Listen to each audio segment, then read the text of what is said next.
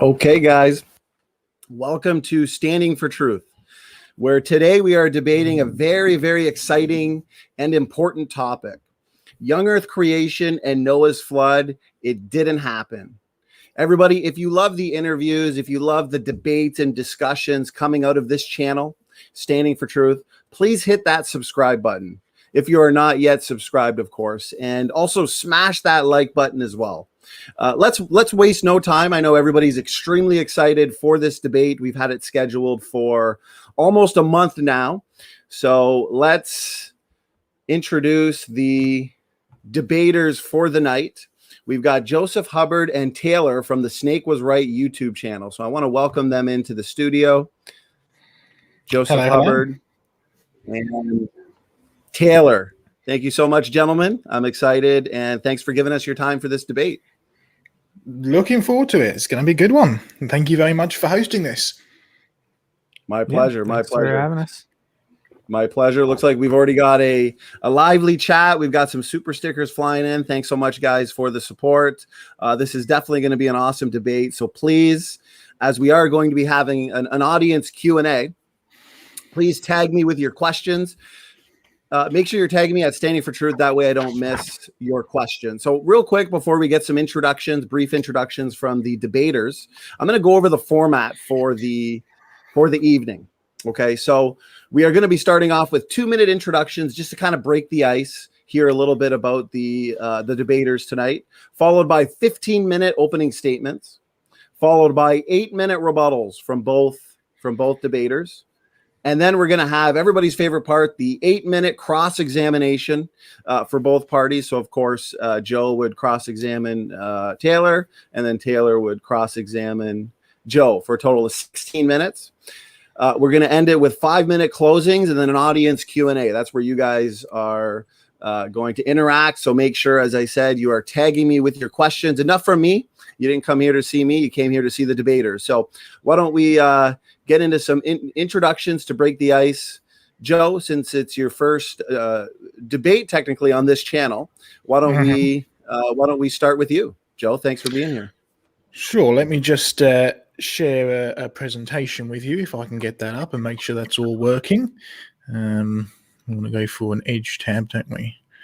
Window, there we go. Let's try that one there. There we go. Slideshow. Lovely stuff. Well, hopefully you can see my screen there. So my name's Joseph Hubbard, as you probably already know, or Indiana Joe, as I often go by. You can see our website up there. Now, I'm quite glad that I'm only defending 6,000 years of history tonight rather than the 14.5 billion years or so, or 4.5 billion years if you believe that's the age of the Earth that Taylor's got to do tonight. But even so, there's no way that we're going to get through all of the evidence for and against evolution, creation, Noah's flood, the lot. So a reminder for our viewers, first of all, you can see our website there, creationresearch.net. We actually have a Q&A site, and the Q&A session this evening is my favorite real bit of the whole debate, in a sense, because it deals with what the audience wants to talk about. But if we don't get a chance to answer your question, go to creationresearch.net, click on the Q&A site, and you'll find a whole host of answers on there, including stuff from experts around the world. We're really dealing with 3 main debate topics this evening: young Earth, creation, Noah's flood, and of course the debating sort of pivot that we're swinging on is it didn't happen. Again, huge topic, not going to get through it all. Interesting the way that debates work and the way that this topic works. Taylor has the burden of proof in this debate. He's going to be trying to provide evidence for an alternative explanation to young Earth and creation, and I'll of course taking the negative, in a sense, against the debate title. So there's a bit of food for thought. I've got 2 questions that I'm going to finish this introduction with. First of all, a question for my opponent, and this is something that we may well bring up a little bit later. If the biblical account of creation and Noah's flood was accurate, what evidence would you expect to find? And I'm going to actually flip that on its head now and ask it to myself. If the secular account of evolution and deep time is referring to the millions of years versus Noah's flood, was accurate, what evidence would I expect to find myself? And that's kind of what my main presentation is going to hinge around. What is the evidence for? What is the evidence against? So there's a little introduction for me. I'll stop sharing now and escape and hand back to you. Awesome. Well, thank you so much, Joe, for that 2-minute introduction. Both of you are no strangers to this channel, so thanks again for being here. Snake, a brief just introduction, who you are, what's going on over at your channel, if people were to check you out. Yeah, go ahead. The floor is yours, Taylor. Yeah, so the name behind my channel is Snake Was Right, and that's basically just a biblical reference to the snake in Genesis and how I think that he was right, and to question God and tell them that to gain knowledge. I think that knowledge of good and evil is a good thing. I think being aware is a good thing. I don't think that being kept in the dark is a good thing. So following that ethos, I'm pretty much just out there to look at the facts and take more of an epistemological approach, because it really bothers me when people take stances based on kind of what they want to take. And so I sometimes am taking some controversial stances, hard truths, if you will. But a lot of it centers around religious claims as well, which you could argue is not so controversial anymore, but I still enjoy religious topics a lot. So because well, the majority of people on the planet have some sort of religious belief. So I like to shatter misconceptions. I do that to myself all the time. That's I find it fun. So that's what I like to engage in. Okay, well, thank you for the introduction, Taylor. Thanks for the introductions from the both of you. Why don't we jump right into the opening statements then? To be fair, we did a coin flip before we got into this, so we're going to hand it over to Taylor. Snake Was Right for his 15-minute opening statement. If you need to share your screen, Taylor, let me know, and I can do so for you. All right. Yeah, I don't think I'll share just yet, but Sure.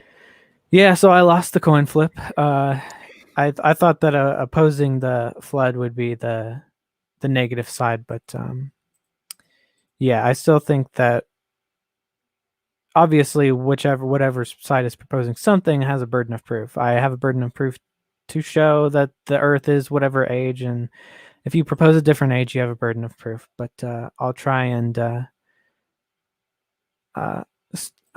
sort of bust the myth of, as is the title of the debate.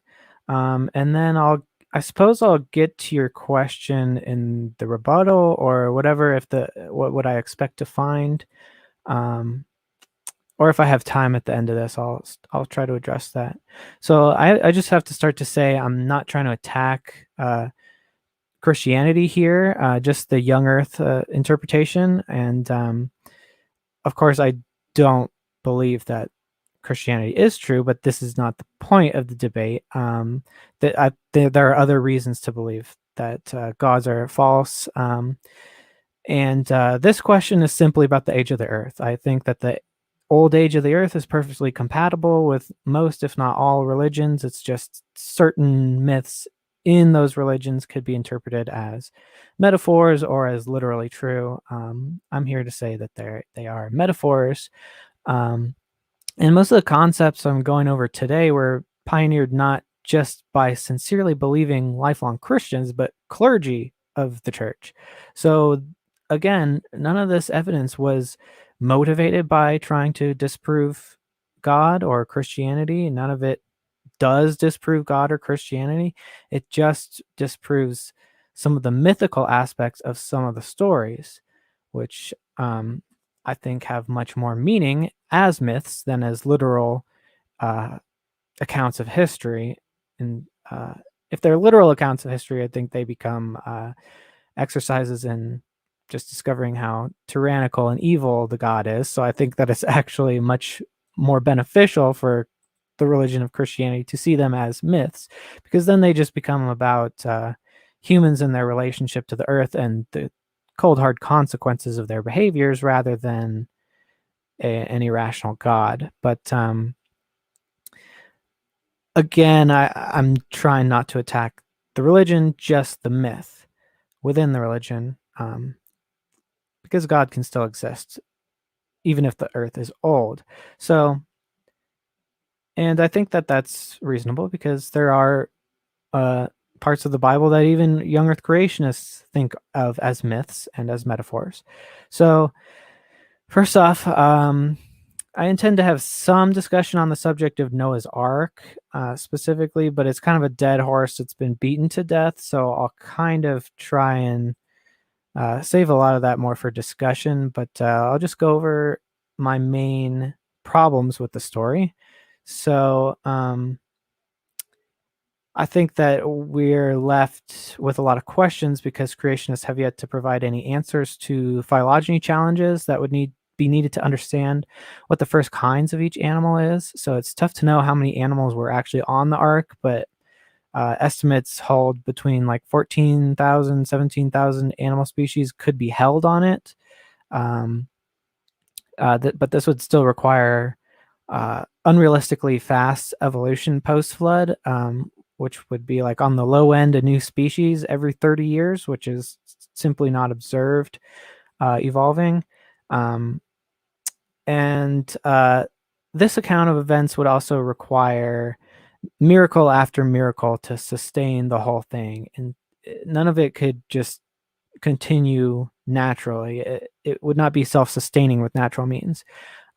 So the idea that miracles are constantly infused into this whole chain of events just makes it less and less and less likely. And it's kind of absurd because God could have just snapped his fingers and come up with an immediate solution to get from point A to point B that wouldn't require the whole flood. It wouldn't require killing all the children, all the animals,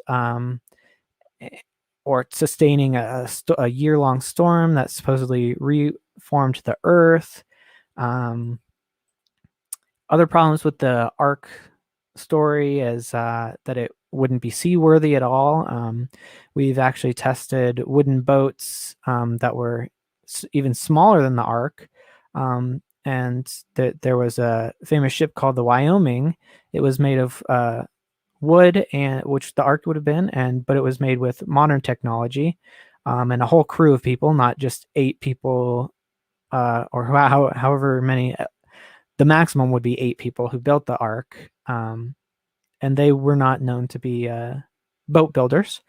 And they did not have modern technology. They would have had ancient technology. So the Wyoming, which was built by professionals with modern technology and was smaller than the Ark, was so too large for the wooden materials. So it would bend in all directions, and it leaked constantly, and it eventually sank because of this. And again, it was not even as large as the Ark, which would have even more bending problems. So you'd need to invoke a miracle to explain why the Ark didn't sink. It could possibly be magically enchanted by God, but again, the more miracles you invoke, the more ridiculous the story becomes, especially if you're going to invoke miracles at all. God could have just solved it in one miracle. So actually, the more miracles you do, even if you accept miracles, the less miracles is still the better. So yeah, I mean, one solution to this would have just poof Noah and his family onto dry land or a new Earth. There's no reason that it needs to stay the same Earth, unless again, it's a metaphorical story about our Earth and the damage that we can do to it. I'm not really necessarily talking about global warming, just in case there's any perception of dog whistling going on there.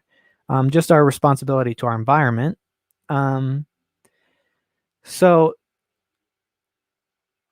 the metaphorical interpretation is the only good interpretation again. And I'd also like to point out that the Titanic, which was much larger than Noah's Ark, only carried a little bit over 1,000 people. And for a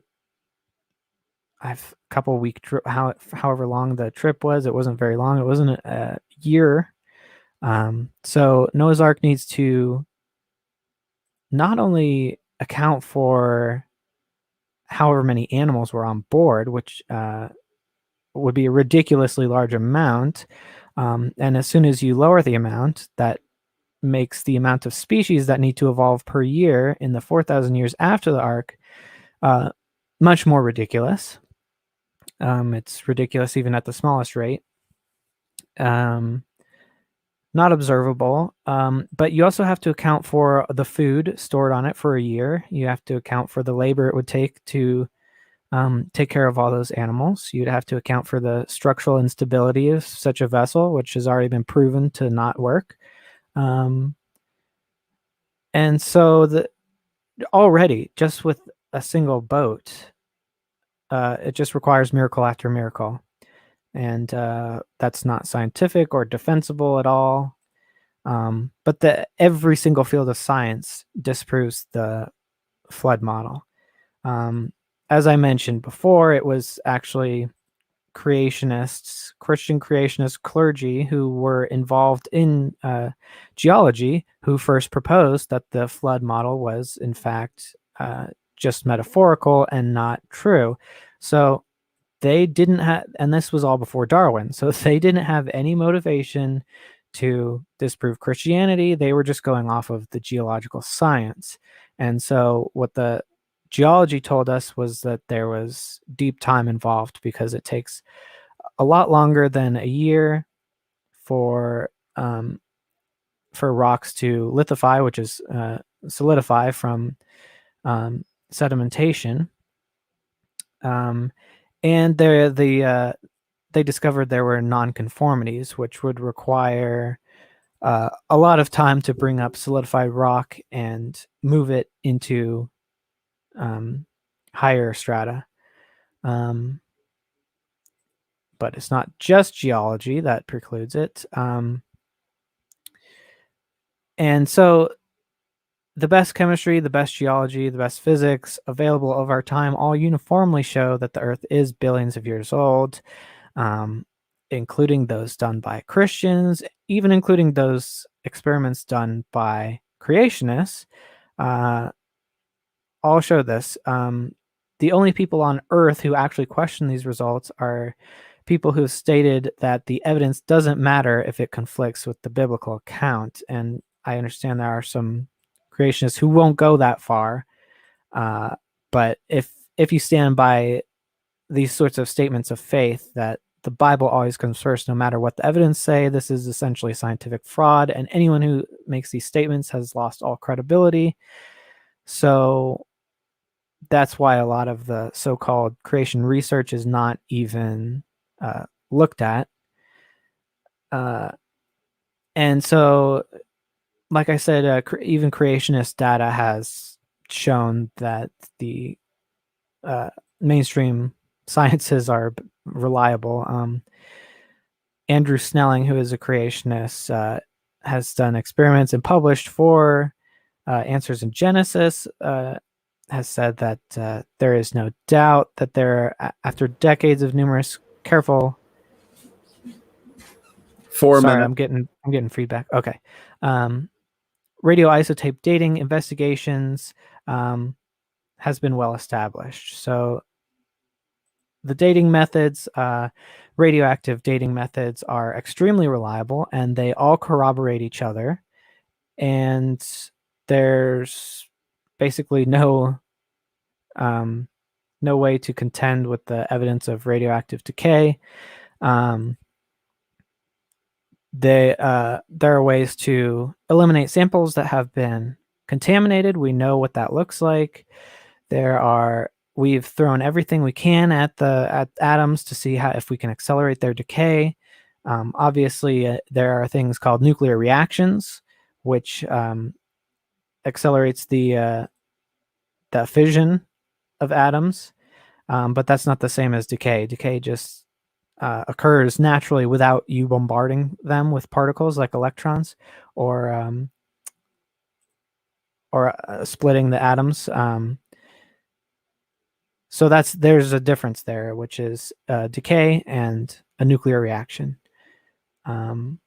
and we found no way to accelerate natural decay at all. And there have been some experiments with bombarding things with electrons, which again is just a nuclear reaction, but have accelerated the apparent decay by a little bit. But none of these are actually, this wouldn't speed it up any more than 1.5%. And again, it's not natural decay. And this is for beryllium-7, I believe, which is not geologically relevant to any of the dating methods. And assuming all of that state-of-the-art science is false, even though it's confirmed by creationists, we would have a significant heat problem, unless you are proposing that nuclear decay does not produce heat anymore, which, of course, again, requires even more miracles. So I'm not sure why anyone's bothering to defend a naturalistic mechanism for the flood. You could just say it was all done by magic. And it would actually make a lot more sense, because you need magic every step of the way anyway. So again, assuming that we don't know radioactive decay constants, and we aren't able to tell initial conditions of the rocks, which we can test today, you would have a massive heat problem. And it can't be blocked by water or rock, because it's not the radioactivity that's being blocked, it is the heat produced by the radioactivity. That would evaporate all the oceans. The massively huge 1 minute, Taylor, 1 minute. Okay, I'll try to wrap up real quick. The huge amount of heat produced by rapidly moving tectonic plates would boil off the oceans 22 times. That would be 22 times the heat needed to boil off the oceans if they were 3 times larger than they are now. That's in addition to the heat problem created by radioactivity. The limestone accumulation rates that we observe are not compatible with a young Earth time scale. Let's see.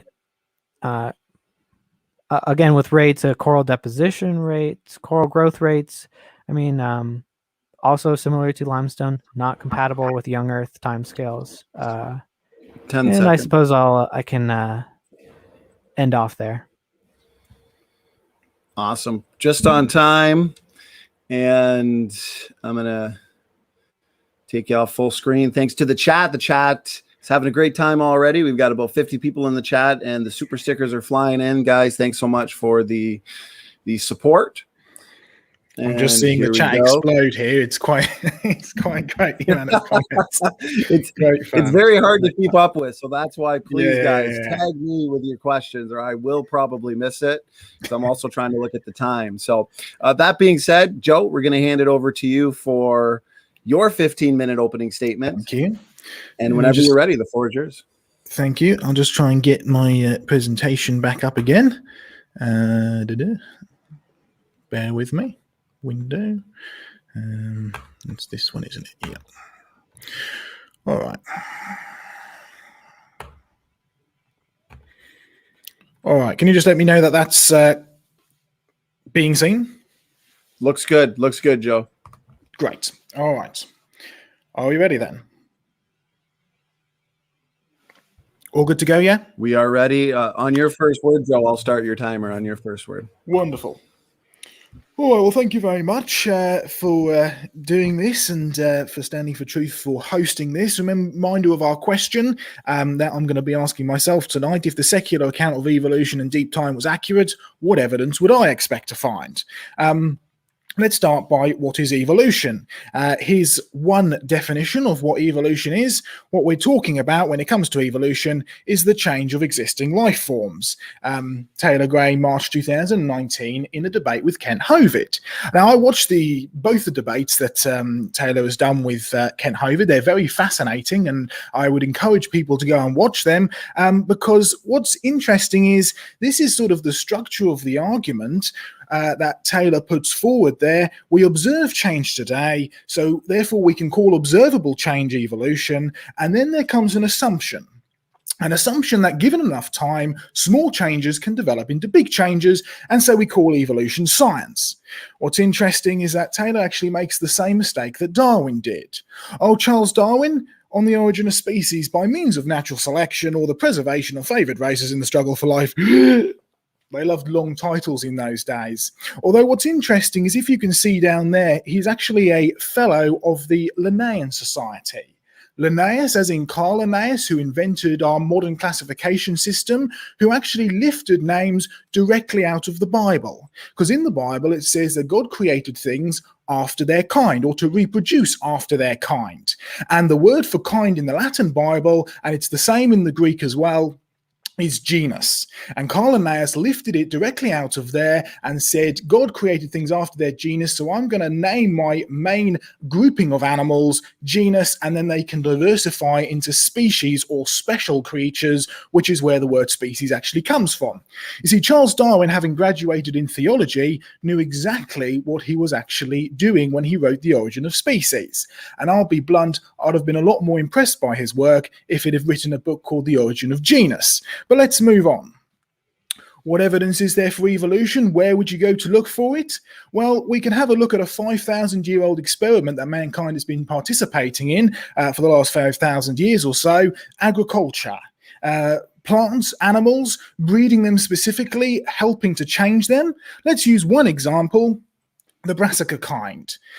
Standard in agriculture, an original brassica genus or an original brassica plant which diversified or evolved, however you want to define it, into all of the different brassica kinds and sort of breeds that we see today. You've got Brassica napus, which is the rapeseed or canola, as you call it in the States, Brassica rapa, which is the pak choi, and my personal favourite, Brassica oleracea.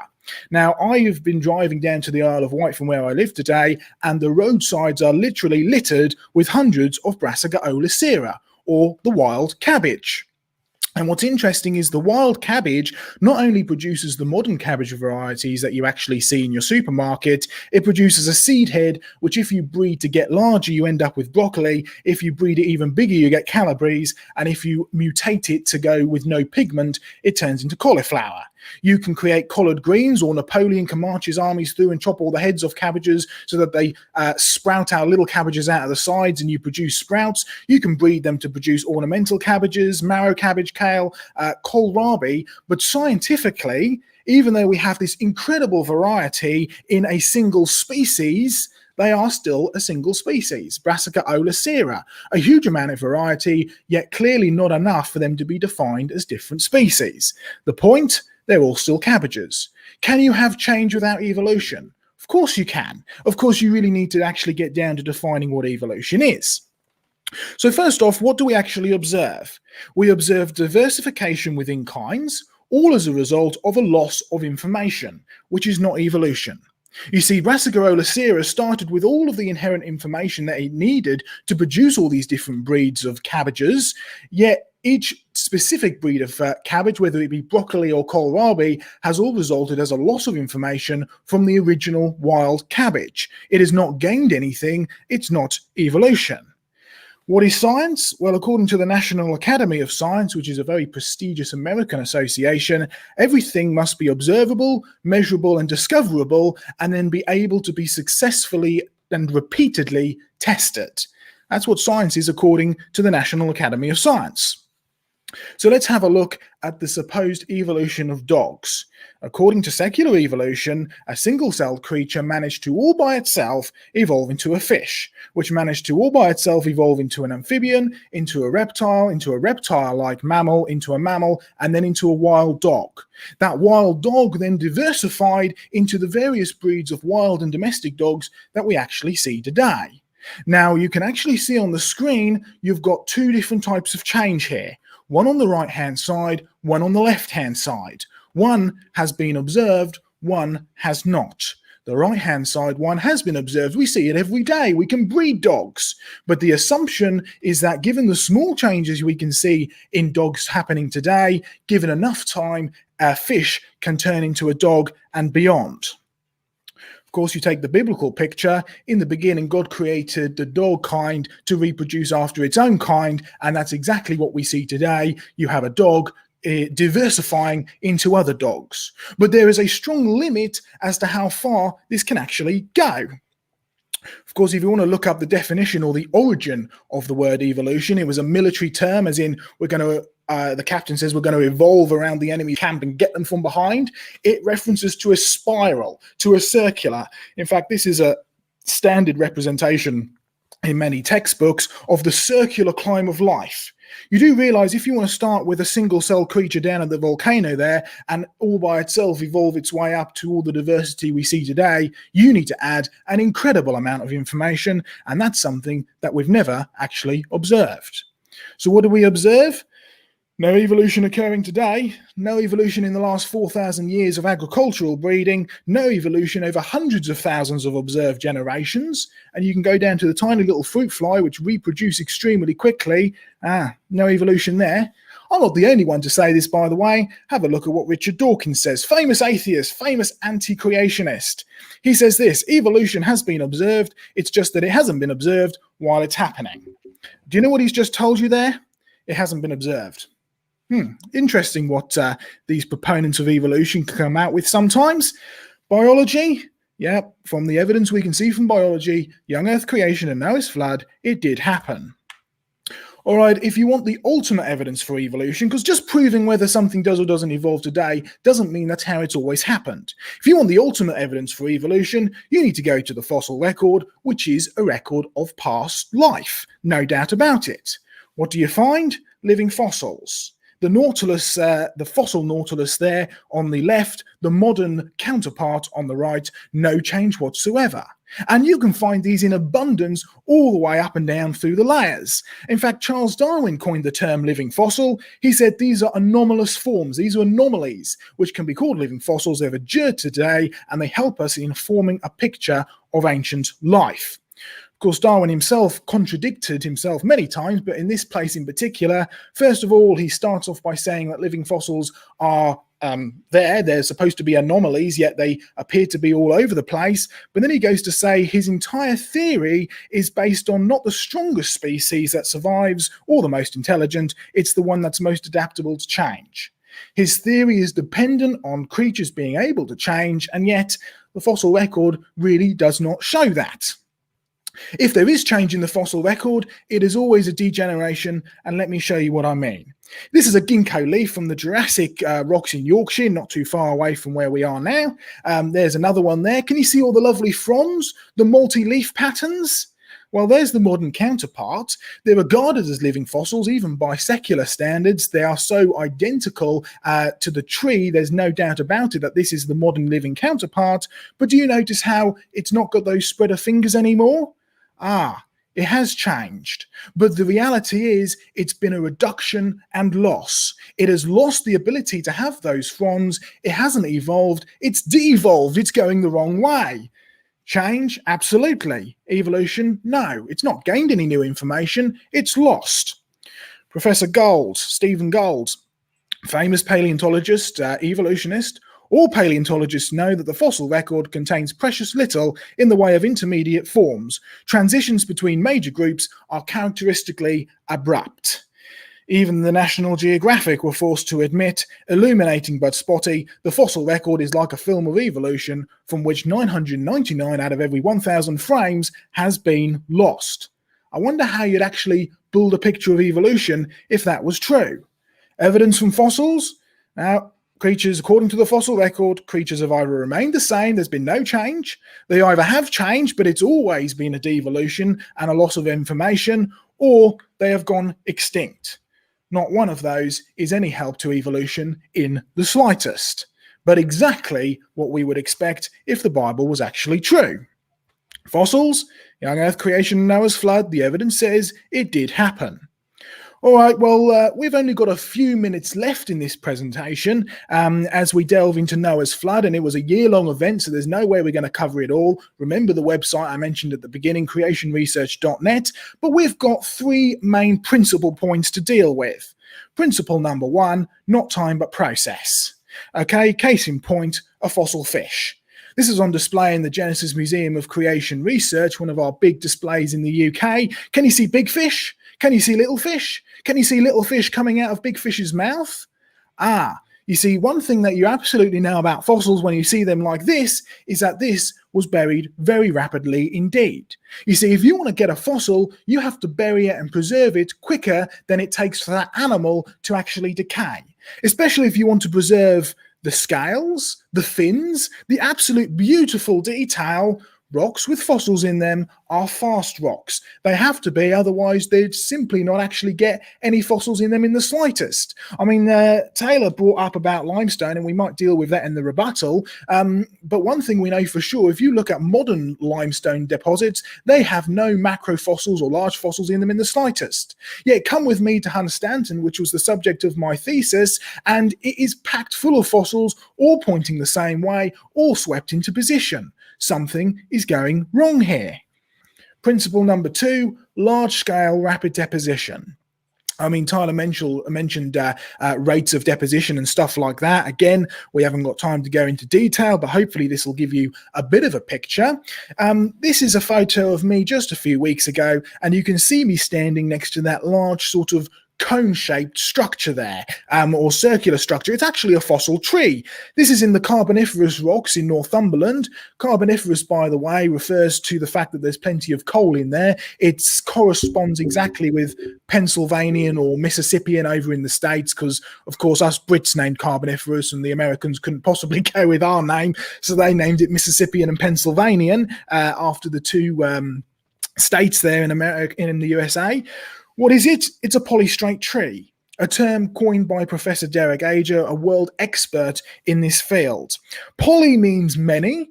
Straight refers to the strata or the layers. This is a fossil tree which protrudes up through many layers, all in situ.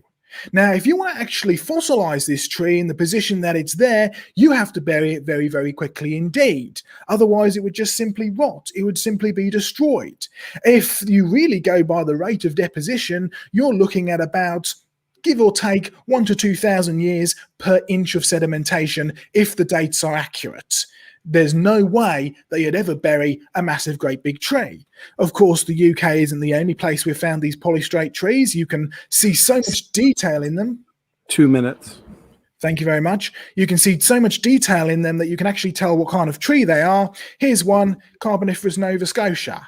Here's one, same tree type, it's a lycopod tree, same layers, coal seam at the base, no branches or roots.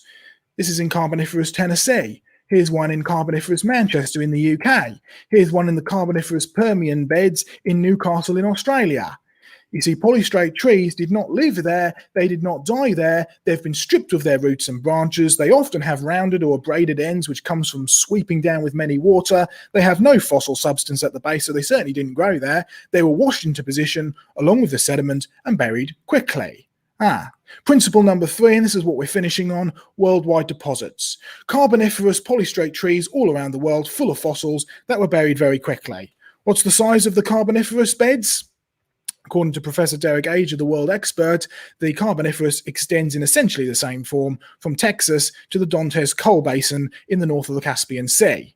There's Texas, there's the Caspian Sea. This amounts to some 170 degrees of longitude, and closing up the Atlantic by a mere 40% does not really, or 40 degrees, does not really help at all that much in explaining this remarkable phenomenon. There's the flood deposits. And even more remarkable, we've now found them down in Australia. That is a big flood that buried it very, very quickly indeed. The fact of the matter is, flood deposits are worldwide. And this is without talking about drowned dinosaurs, Jurassic log jams, worldwide Cretaceous deposits, worldwide flood deposits, and so on and so forth. We just cannot simply cover them tonight. Geology, young Earth creation and Noah's flood, yeah, absolutely it happened. The evidence clearly points in favour. A reminder to Taylor and to all of our audience here this evening, there are many ideas, theories and opinions that contradict every single part of the Bible, but the facts never actually do. Thank you very much. Okay, just on time, guys. Thanks to the both of you. That concludes our opening statements for the evening. We are now moving into the 8-minute rebuttal rounds. We're going to be handing it over to Snake. What I can do is at the 7-minute mark, I'll give you guys a 1-minute warning just so you guys can start kind of wrapping up your points, wrapping up your thoughts. We got a lot of questions coming in. So thank you so much, guys, for tagging me. And looks like we're going to have a good audience Q&A. So let's hand it over to Taylor. Taylor, the floor is yours on your first word. You've got 8 minutes. All right. So I guess I'll start with what you said was a definition I gave for evolution. That's not the definition of evolution, but it is what we observe. There is a change in existing life forms, but it's more about populations. So then you said the entire evolution argument is just that we observe change, then we call that evolution, and then we assume that enough of time, small changes can develop into big changes, and then we call that science. So that's an extremely truncated, lacking process of how we went about proving evolution. So it's not an assumption. It's actually that small changes can develop into big changes. It's just accumulation. So that's the equivalent of saying that if traveling 10 feet is possible, it's not possible to travel a mile. Or because it rains, there's no such thing as a puddle. So if you accumulate small changes, they will become big changes over time. That's just a fact. There's no way to avoid that. The only way to avoid that is to say that there just wasn't enough time. And that's not what we call evolution science. Evolution was turned into a science because it made testable predictions about what would be in the fossil layer. So that goes back to what would we expect if the secular, actually scientific view of things was true. We would expect to see things like transitional forms in the fossils, and we would expect to know where to find them as well, because all of the animals actually fit into an evolutionary pattern, and they don't fit into any kind of flood pattern like things that were able to escape floodwaters. No, entire ecologies are buried per layer and they don't overlap. And there's transitional forms between them, and it always transitions in the same way towards modern forms.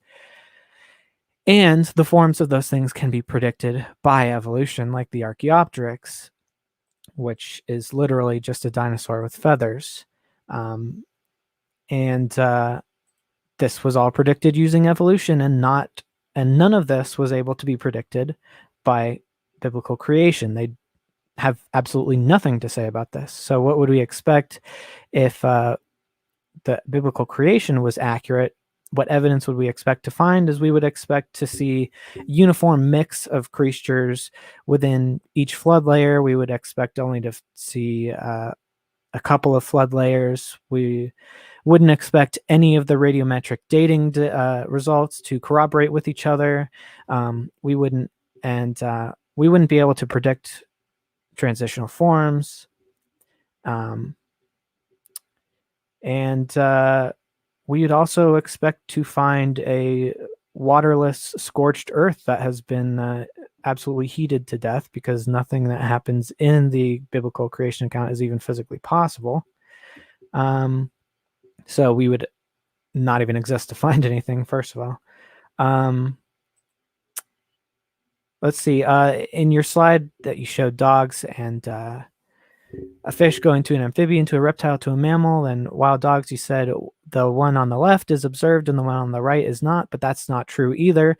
We've observed every single change that occurs between fish and amphibians and reptiles and mammals.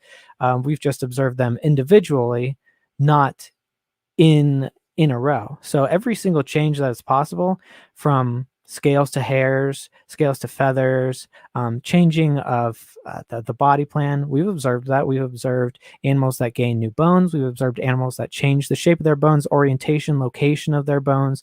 We've seen new organs and the ability for fish to live on land. That's all variable within kind.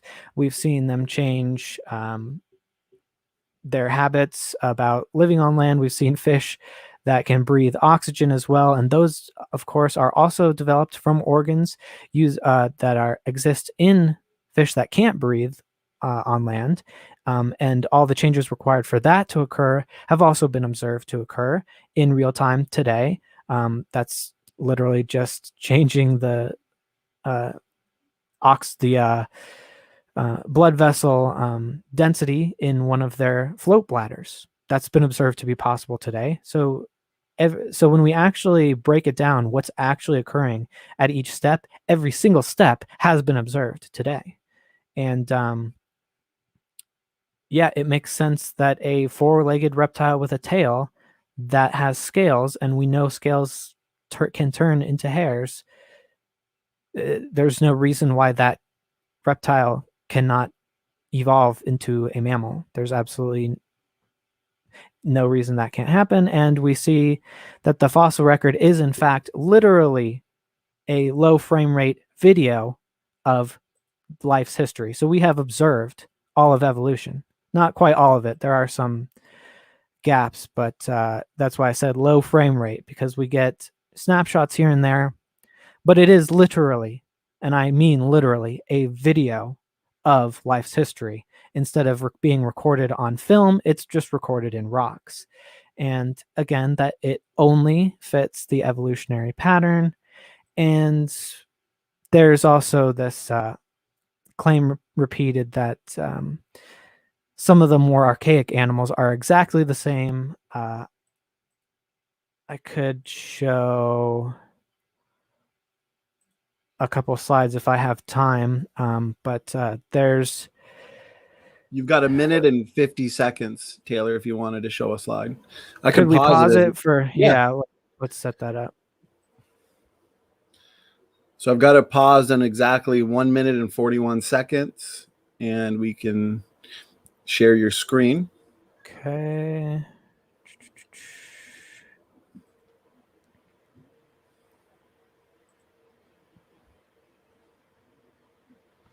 I don't see it popping up yet.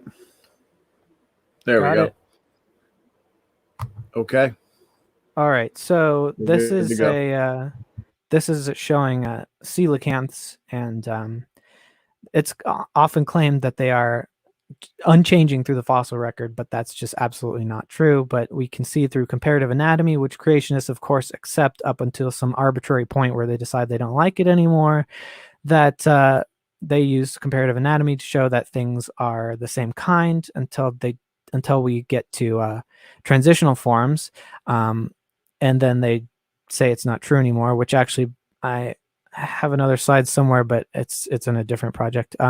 Baryminology, actually, we've eventually gotten so many specimens that they showed that dinosaurs are in fact the same kind as birds, because the gaps between each species became smaller than the gaps required for baryminology to say that they were different kinds. And as you can also see, within the same coelacanth species, which creationists would accept are the same species kind, they have completely different forms of fins, and we see that today. The same species of fish can have completely different fin skeletons. He mentioned Brassica, and if evolution is always a loss, how did this come to this perfect fractal series in Brassica? That's obviously not a loss in information. That's obviously a gain in very complex information. This doesn't just happen because it's degrading. And then I wanted to address that fossils that are buried rapidly have to be during the Noahic flood. Well, floods do happen, and they're local sometimes. Yeah, I guess I can finish that. But yeah. Okay, well, thank you so much, Taylor. That's your 8-minute rebuttal. I know these rebuttals really do fly by. So we're going to hand it over to Joseph Hubbard. Once again, I want to thank the chat, though, for all the super stickers, super chats flying in. Tons of good questions. So we're going to turn this debate into a 10-hour debate. I'm just kidding, of course. We won't be I don't think either of us will be able to survive. No, I don't think any of us could handle that. So that being said, it was just turned into a strength endurance test rather than yes, a debate on endurance. Who can last the longest? So we'll hand it over to you, Joe. Whenever you're ready, you've got 8 minutes. I may want to share some slides halfway through, so if we can pause like we did for Taylor, that'd be really great as well. Okay, let's go. There was a lot of different things mentioned in Taylor's first presentation, so we're not going to cover them all. I found interesting is there was quite a lot of moral issues that he had with the flood, things like what's the point in killing humans and children and so on and so forth. I'm assuming that Taylor is coming from an atheistic background, so it's interesting that there's a moral issue for him, because of course from an atheistic background there can be no such things as morals unless there is a moral standard for which you can adhere to.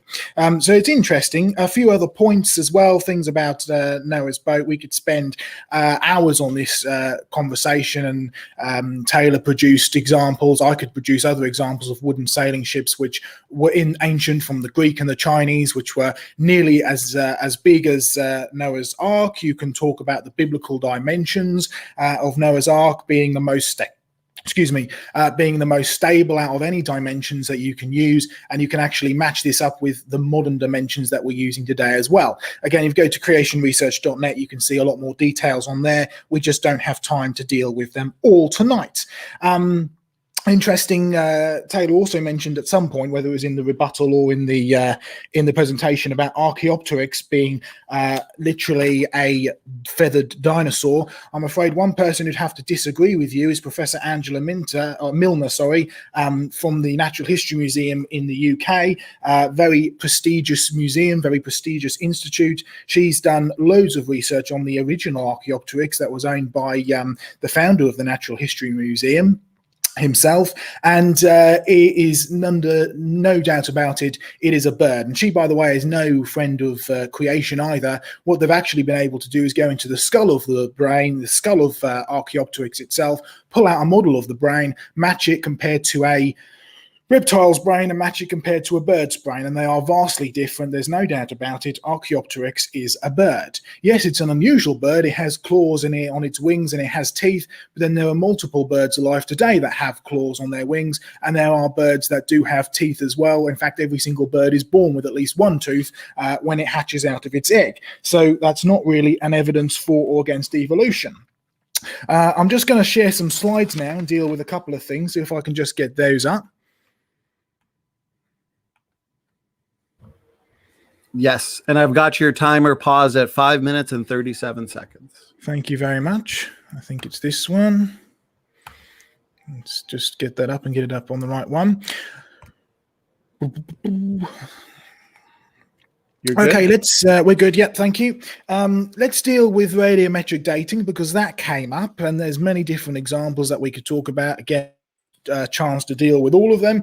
Let's talk about something like uranium to lead, or rubidium to strontium. If we assume that the decay rates have been consistent through time, the Earth is at least 4.6 billion years old. Let me just put that there as a start. And what's interesting to tie it in, Taylor also mentioned here the Christian clergy that suggested that the Earth was very old and Noah's flood was just a myth or an allegory or so on and so forth, which was before Darwin. You need to get the full picture, because deep time goes way further back than that. It was the Assyrians and Babylonians that first sort of began to structure it, was passed on to the Greeks and passed on down through the ages. What's interesting is a lot of the pre-Darwinian geologists, the sort of the founding fathers of geology, if you want, people like Adam Sedgwick, people like William Buckland or George Buckland and William Fox. All of them started out as what you might call Bible believers. They believed in a Noah's flood. They believed that produced the vast amount of the fossil-bearing sediments around the world. And you are right, later in their life, they began to actually write against that. They began to bring up some different ideas. But there was a major tipping point where it actually got them to that, and that was a man by the name of Charles Lyell, who was a Scottish lawyer, and I have a whole presentation on him. We don't have time to go into that. But what's interesting is if you read through Lyell's works, he's very clever and he knows what he's doing when it comes to being a lawyer, because he actually says, not only is the present the key to the past, but my main aim in promoting this uniformitarian philosophy is to free the science from Moses. He was specifically anti-biblical. It had nothing to do with evidence in the slightest. Now, the most of geologists today have disregarded Lyell's major uniformitarian ideas, but the reality is that philosophy is actually underpinning in almost every single major geological process that we use to show that the Earth is millions of years old. And so no doubt about it, if we assume the decay rate have been consistent through time, the Earth is at least 4.5 billion years old. Here's the problem. You actually need to cross-check these dates. Uranium decay releases helium into the atmosphere. That's an observable thing. We see it all the time. Therefore, the age of the rocks derived from something like uranium-lead decay must be proportional to the amount of helium in the atmosphere. Because what's really great about helium is that almost none escapes out of our atmosphere. We've done plenty of tests. Radioactive decay from uranium to lead, of uranium and thorium, which are both key things in these dating tests, releases helium into the atmosphere, hardly ever escapes. Let's look at the figures. The rate of observed helium loss from the atmosphere, which is almost zero, if you also assume that that has been constant, which, by the way, you're assuming that the rate of decay has always been constant and that there's been no other alternative effects to it. So we can, by the same logic that you're using to date the Earth being very old, can assume that helium loss from the atmosphere has also been constant. All of the helium in the atmosphere could have accumulated in just 2 million years. Now, obviously, this is vastly older than the 6,000 years that I'm promoting, but it's ridiculously smaller than the 4.5 billion years that Taylor's promoting. The reality is something is not right here.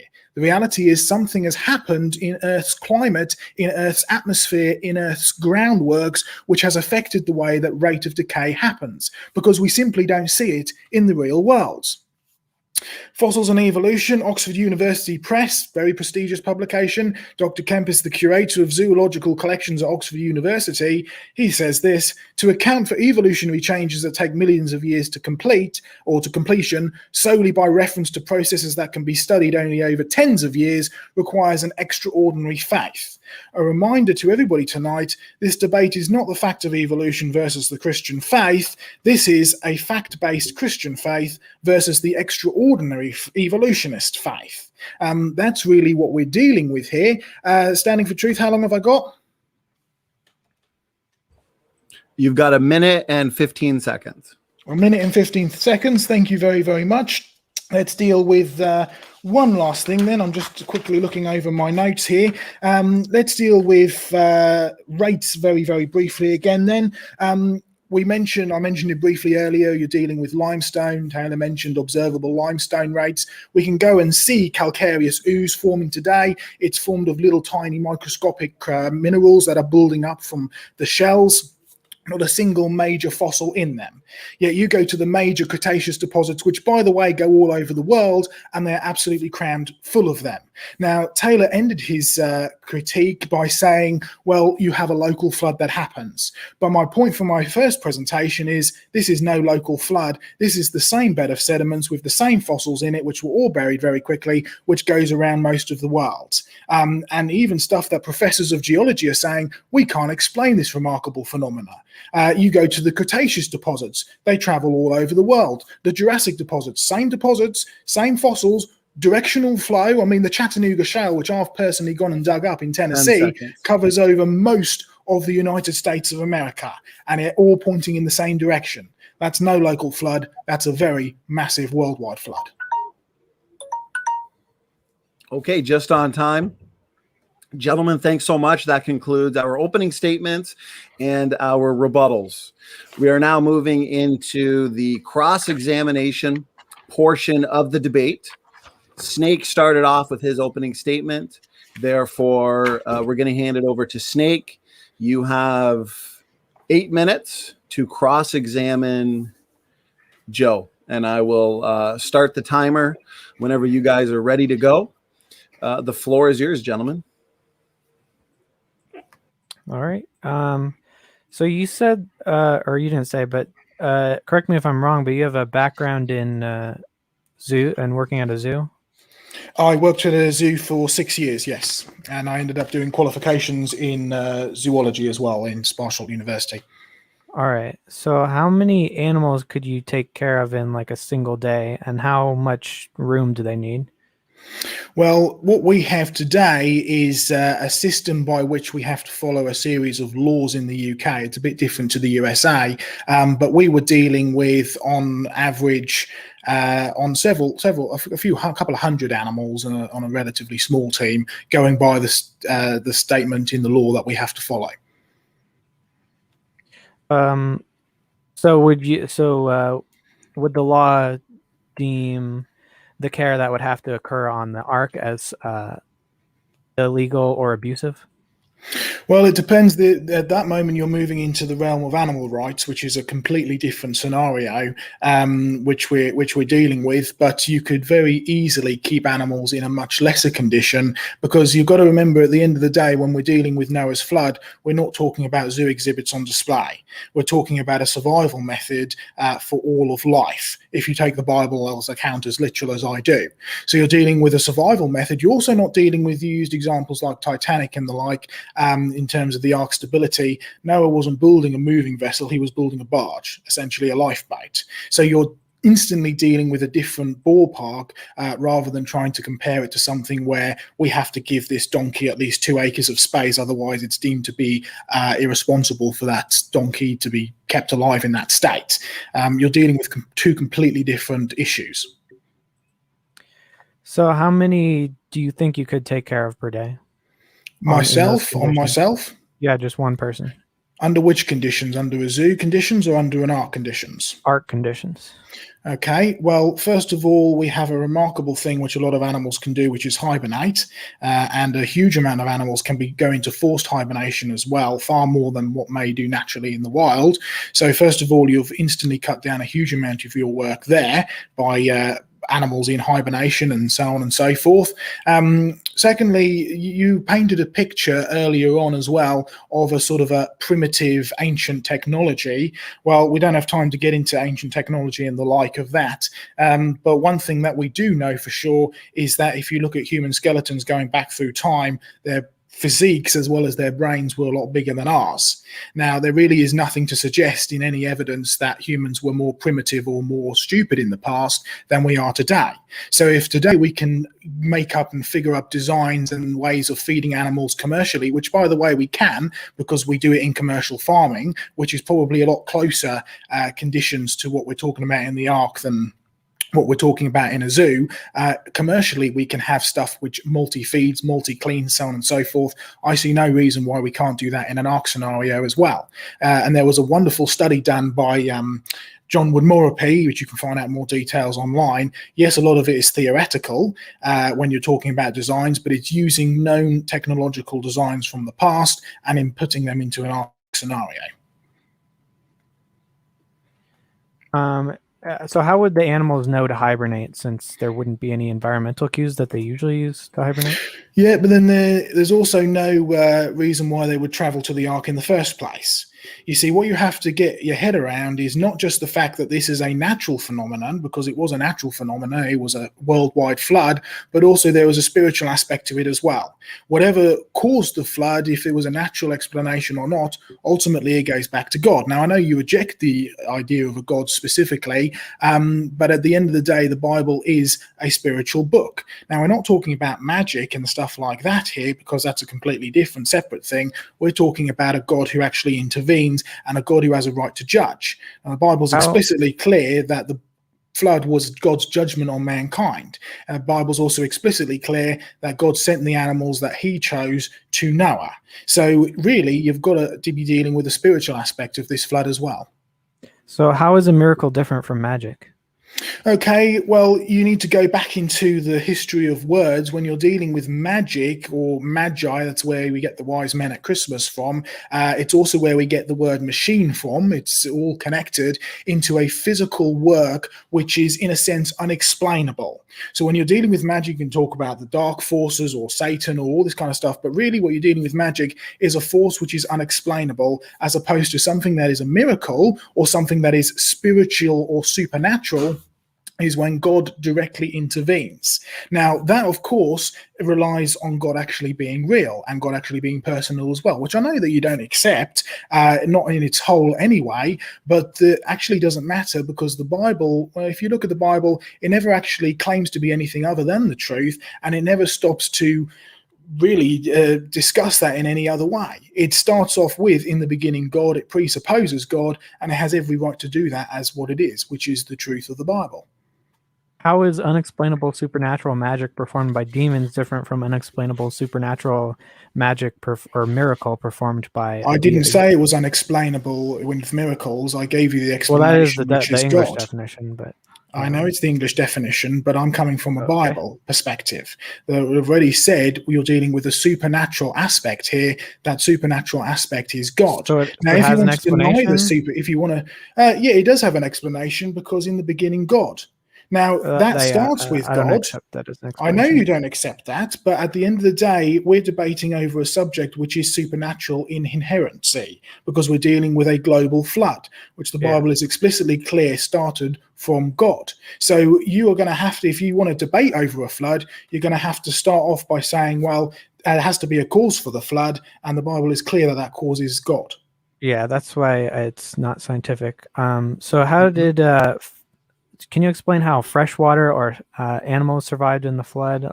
Sure. Ones that are known to not be able to survive in Sure, salt? absolutely. I've worked briefly with aquariums before, and what's fascinated me the first time I started work there is you can keep saltwater fish and freshwater fish in the same tanks. The way you do it is you start them off separately. All species? The vast majority of them, but I'll come on to that in a second. What you actually do is you acclimatize them to different forms of salty water and freshwater, and you can actually end up mixing them together. And a really clear example of this is salmon, which can easily go from both. Now, just because we have fish today that can't survive in that, and there are many fish today that can't survive in either fresh or salty water, they have to have one or the other. That's not evolution, that's devolution. Because what you've gone from a status where they can actually survive in both to a status where they can now actually survive in only one or the other. And that's no help to them in the slightest. Before they were better off, now they're not. They've actually lost the information, they've lost the ability to do something. That's devolution, that's going downhill. That's no help to the theory of evolution, the spiral climbing upwards in the slightest. How much time do we have left? Yeah, I was just going to jump in. So we've got 22 seconds left. So, Steak, if you want to ask one final question, allow Joe to answer it, and then we'll switch. I wanted you to address the multiple heat problems that are inherent in this whole mess of miracles and mix of miracles in nature. Okay, I don't know how I'm going to do that in 3 seconds, but it's a huge topic, and we can talk about lots of stuff. I've briefly mentioned one point very, very quickly, if I'm allowed to. One of the research things that I've been interested in is the formation of coal and the formation of coalification and carbonization in fossils, which we see in huge volumes all over the earth. We've been able to produce coal in the space of 24 hours, and one thing that we've actually found is that heat is needed in order to produce a huge volume of coal. And also it is a great absorber of heat as well. You just add heat to the mix and it absorbs it up instantly, and it doesn't go out, even when you're dealing with a tank full of water in which you're actually producing this carbonization. Now, that's not to say that that's the ultimate answer, because you can go into radio halos and loads of different stuff, which we don't have time for now. I suspect it's a multitude of different answers, but I think that the formation of coal and the absorption of heat had a big thing to do with the heat problem in the flood. Okay, well, that concludes the first round of cross-examination. That was a quick 8 minutes. Good job to the both of you. And we're going to hand it over to Joe. You now have 8 minutes to cross-examine Taylor whenever you're ready. Thank you very much. Well, I'm going to start with a question. I'll just put the question up on the screen if I can just very quickly pull it up. Here it is.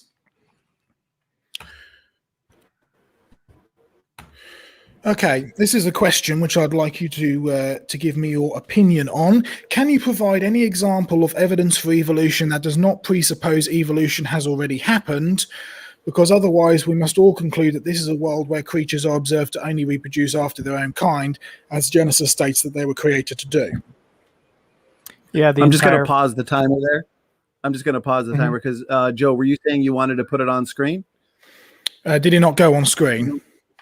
I don't see it yet. Okay, 1 second. Hold on. Let me just try this again. Here we go. Try it this way. I think I may have just not shared it properly.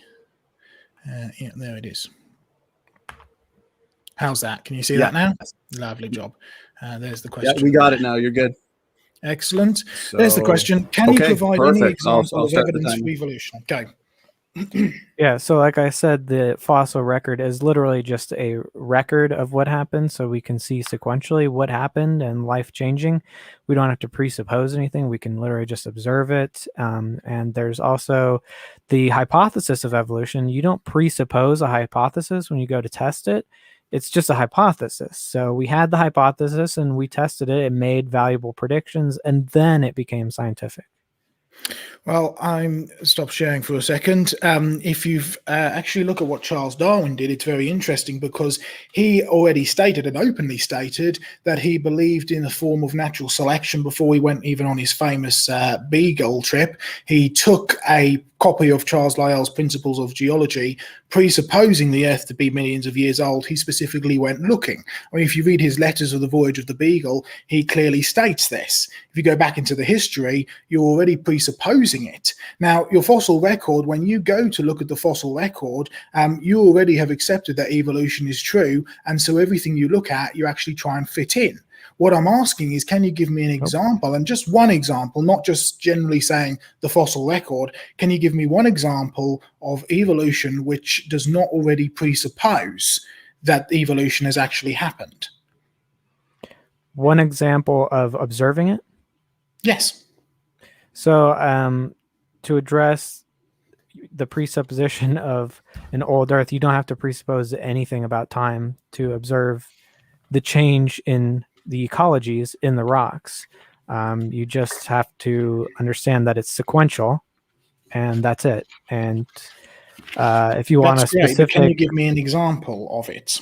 A specific line of evolution, like the Archaeopteryx or the whale evolution. Specific evidence of change, observable change, which does not presuppose evolution.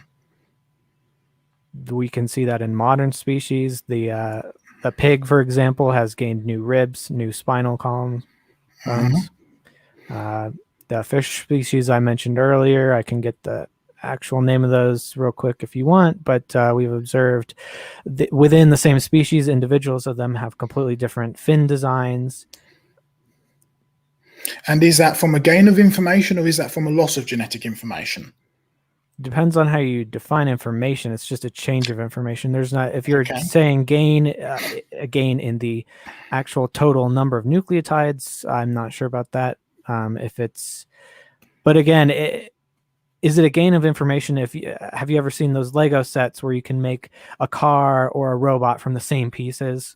Is it a gain of information, or is it just a change of information? That's really ambiguous. We would have to talk about how you define information. Well, what's interesting in that scenario that you've just used is that you have an intelligent mind behind it deciding where to go and how to actually redesign it. You see, I've got nothing wrong with using the same nucleotides or the same physical bits and pieces, if you like, of an organism being used for different things in different organisms, because I believe in a common designer. Just like your analogy with the Lego uses a common designer, i.e. your brain, to turn one thing into a robot and use exactly the same bricks to turn it into the house. What I'm talking about is, can we actually observe anything today where you have got an original source of genetic information which has added a new trait or a new feature to an animal observable piece, which actually adds new information and doesn't just simply rearrange the information that it's already got?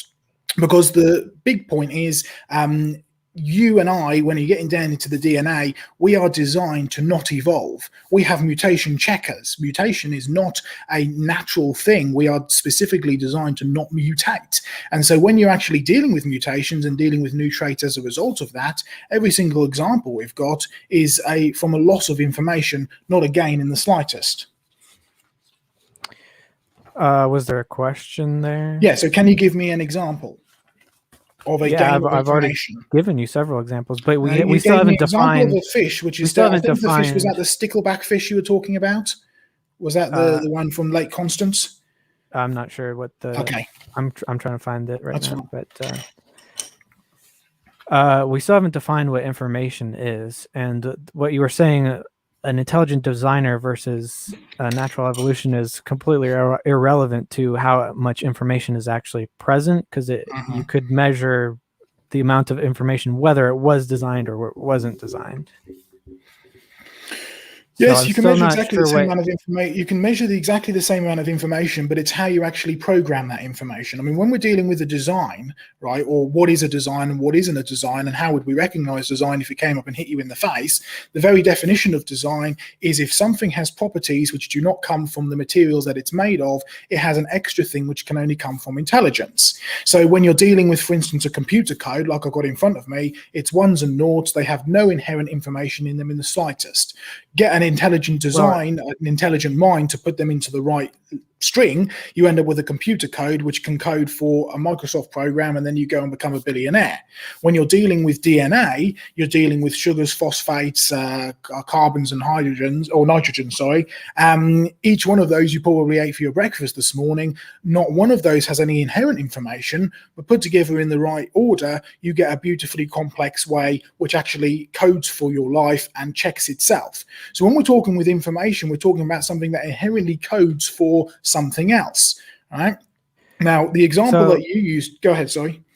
Yeah, so the fish was the red-tailed catfish. Red-tailed catfish, okay. And yeah, it's interesting that you bring up the computer code thing, because the most advanced code, the most advanced information we have in computers was actually evolved naturally without any design, and simply selected for.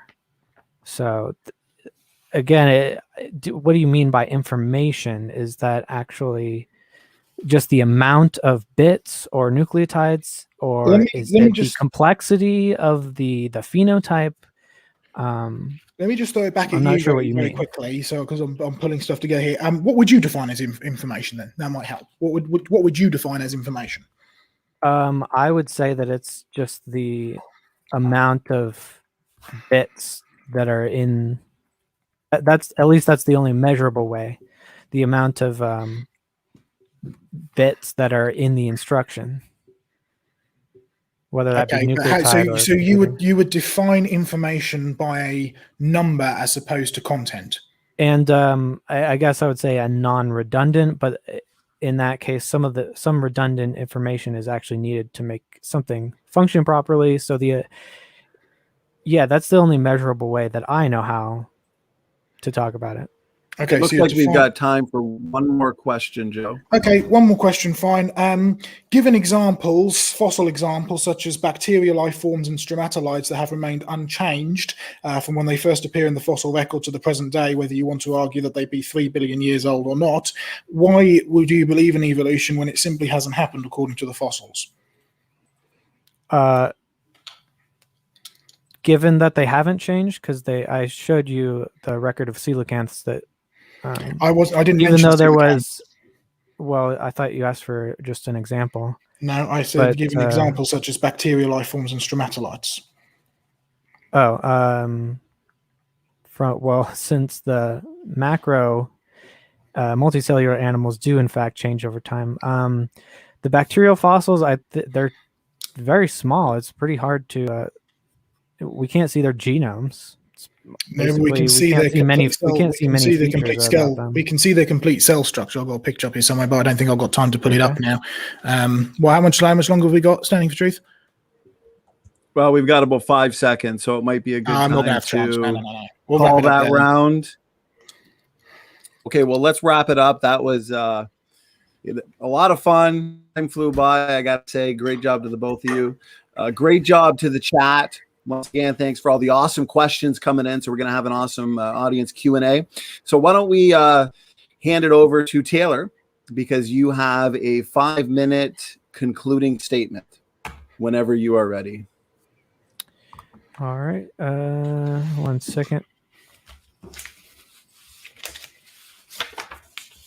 Yeah, so I didn't know this would be so much about evolution, but I guess that should have been expected. I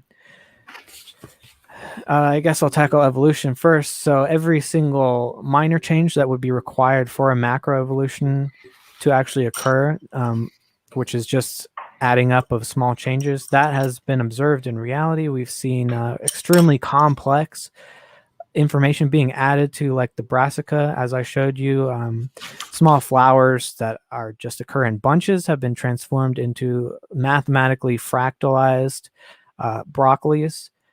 That's a huge change in body plan, and obviously it has fractal mathematics in it, so it's not losing information.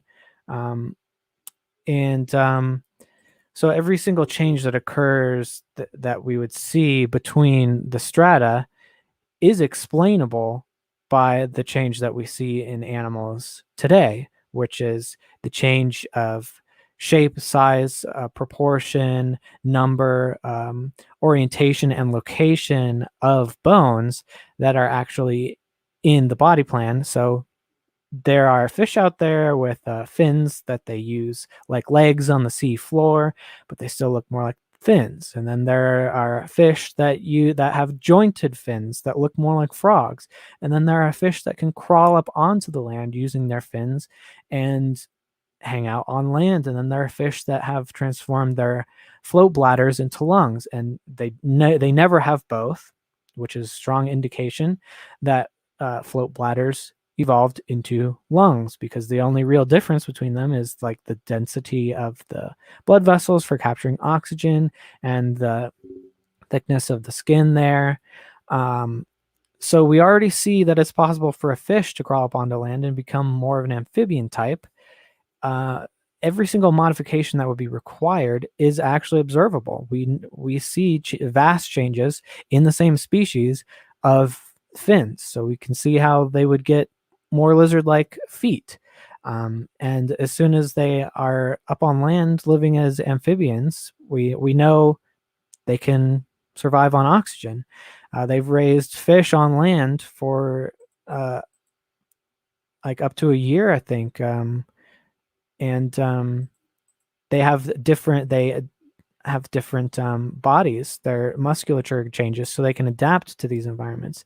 And fish already have scales, so all that is required is basically scale retention, and you have a reptile type animal, and we know that scales can be converted to feathers and hairs, and they're the same material. This come from the same pores, the same when they're developing. I'll briefly mention that whales grow full limbs in utero and then lose them. That's a strong indication that they were four-legged animals. There's no reason God would program them to have more information, to grow limbs, just to lose them. This is only explainable by evolutionary change. So yeah, the only thing that would prevent any of this from happening is not having enough time, because we know that these changes do happen relatively slowly. We haven't really seen any reason to question the radiometric dating, and if they are questionable, we have massive heat problems, which along with the radiation, the heat produced by radiation and the heat produced by tectonic plates, which is over 22 times more energy than would require for the oceans to boil over, even if the oceans were 3 times larger than they are today. 1 minute. That's a massive problem. I don't see any math published by anyone to suggest that hurricanes or heat going into coal can change that. The heat would still be around. It would have to be a lot of coal, but we know that coal is produced by organic material being compressed. So that's there's just problems at every angle. And yeah, I suppose that'll wrap it up just about.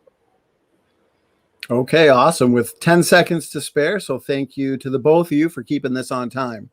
Thank you for the concluding statement, Taylor. We're going to hand it over to Joe. Joe, you have 5 minutes whenever you're ready. If you need me to share screen or anything like that, of course, let me know. I can pause the timer. But the floor is yours. You are muted, Joe. Just make sure you unmute yourself. And whenever you're ready. So I'm trying to share screen at the same time. I can't unmute myself. No, bear with me. No problem. No problem. All right, here we go. You can see that. There we go. I'm putting it on screen right now, and you are good. You're good. Wonderful. Okay, well, what I'm going to do to conclude here is really get down to the crux of the issue. Taylor sort of started on some sort of moral and stuff, so I'm going to finish on that. What's the real debate here? What's really going on behind the scenes? Let's do a reminder with what is science according to the National Academy of Science in the USA. In science, everything we observe, measure, and discover must be successfully tested again and again before it is accepted as valid and factual evidence of what is real. So not only must it be observable, measurable, and discoverable, it must actually be able to be repeatedly and successfully tested over and over again. Do the book test. You see, what you get with the main body, or at least the origin of the theory of evolution, which, by the way, there are many, many different types of, and I was going to, if we had time to get to question Taylor on this as to which version of evolution he actually believed in, but what you actually get is you get a second-hand pass on of information from Darwin about the origin of species. He observed something or claimed to observe something, he wrote a book about it and presented it to us. We test his ideas, and it's called Biology 101. Let's do it with the Bible. You get a second-hand information from Genesis on origins, as in Moses detailed from God passed down onto us. But if we try and test those ideas, if we try and test the ideas based on Genesis, we don't call it science at all. In fact, we get criticized and rebuked for it. If one is called science, then really, what is the other? You see, we're now delving into moral issues and spiritual issues here. Dr. David Green from Tasmania University says science recognizes no authority. He says that there is no historical authority, neither is there any human authority. Again, Science Teacher, very prestigious scientific journal for teachers, or Teachers Journal, stated this a few years back: scientific theories are therefore explanations about aspects of nature without reference to God. I wonder where that idea came from, because it's certainly not inherent in the science world. You see, the real battle is that any answer is actually acceptable to science, provided it is, or has to be, agnostic or atheistic. You really want to win this debate? You need to actually recognize what the real issue is here and change the ballpark from science versus religion to atheism versus theism, which is really truth versus error. Because evolution and deep time, if you trace it back through history, and it's a fascinating study if you do, it all started with the rejection of the biblical account. It all started as a willful want, a willful desire to want to get rid of there being any need for a God and an excuse for atheism, which is really what evolution is. Here's your evolutionary history of life, from your primeval soup up through the struggle of life, survival of the fittest, which means extinction of the unfit, death and disease, up to the point we are today with people and parasites. And David Attenborough says, why on earth would a good God create us like this? Interesting, because of course he believes in this version. Evolutionary solution to death.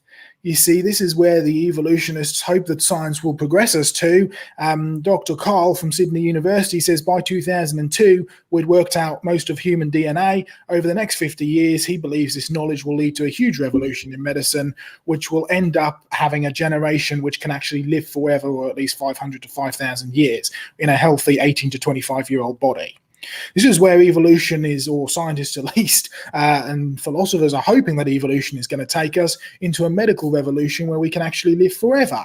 It's an evolutionary solution to death. Of course, get the Genesis big picture. According to the Bible, you don't die because you get old, because according to the Bible, death is not a biological necessity. This is the real incompatibility between Christianity and evolution. And Taylor mentioned earlier that there wasn't any. Well, I'm sorry, but according to the Bible, death, which is a major part of the evolution story, is a moral penalty, not a biological necessity at all.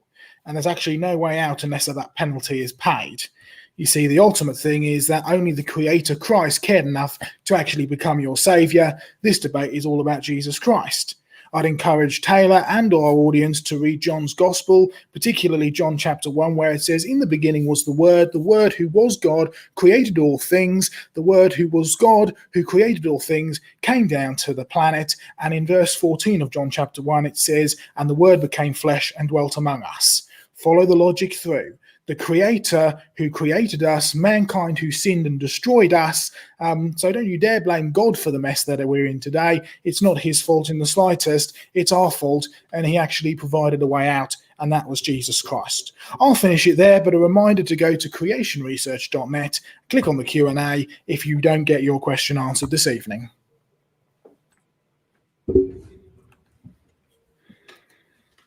Well, concluding statement, Joe.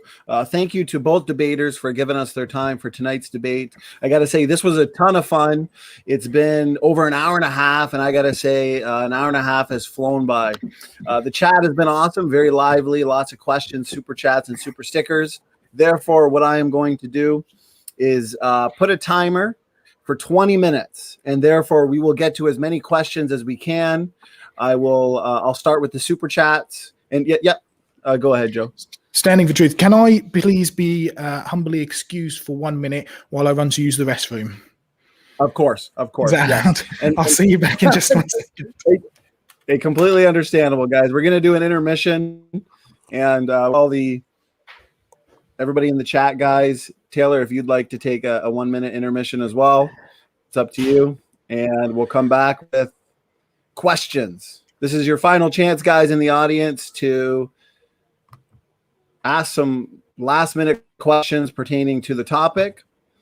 And in the meantime, we'll go on a couple-minute intermission.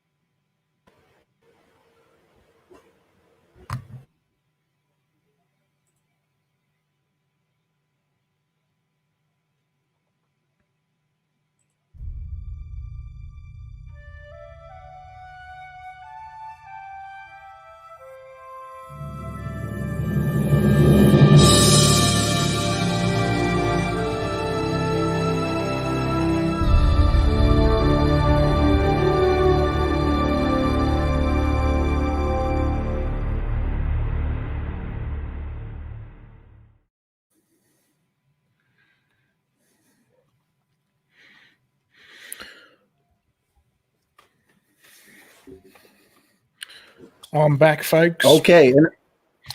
My wonderful wife has been providing me with drinks all throughout the evening, and what goes in has to come out eventually. So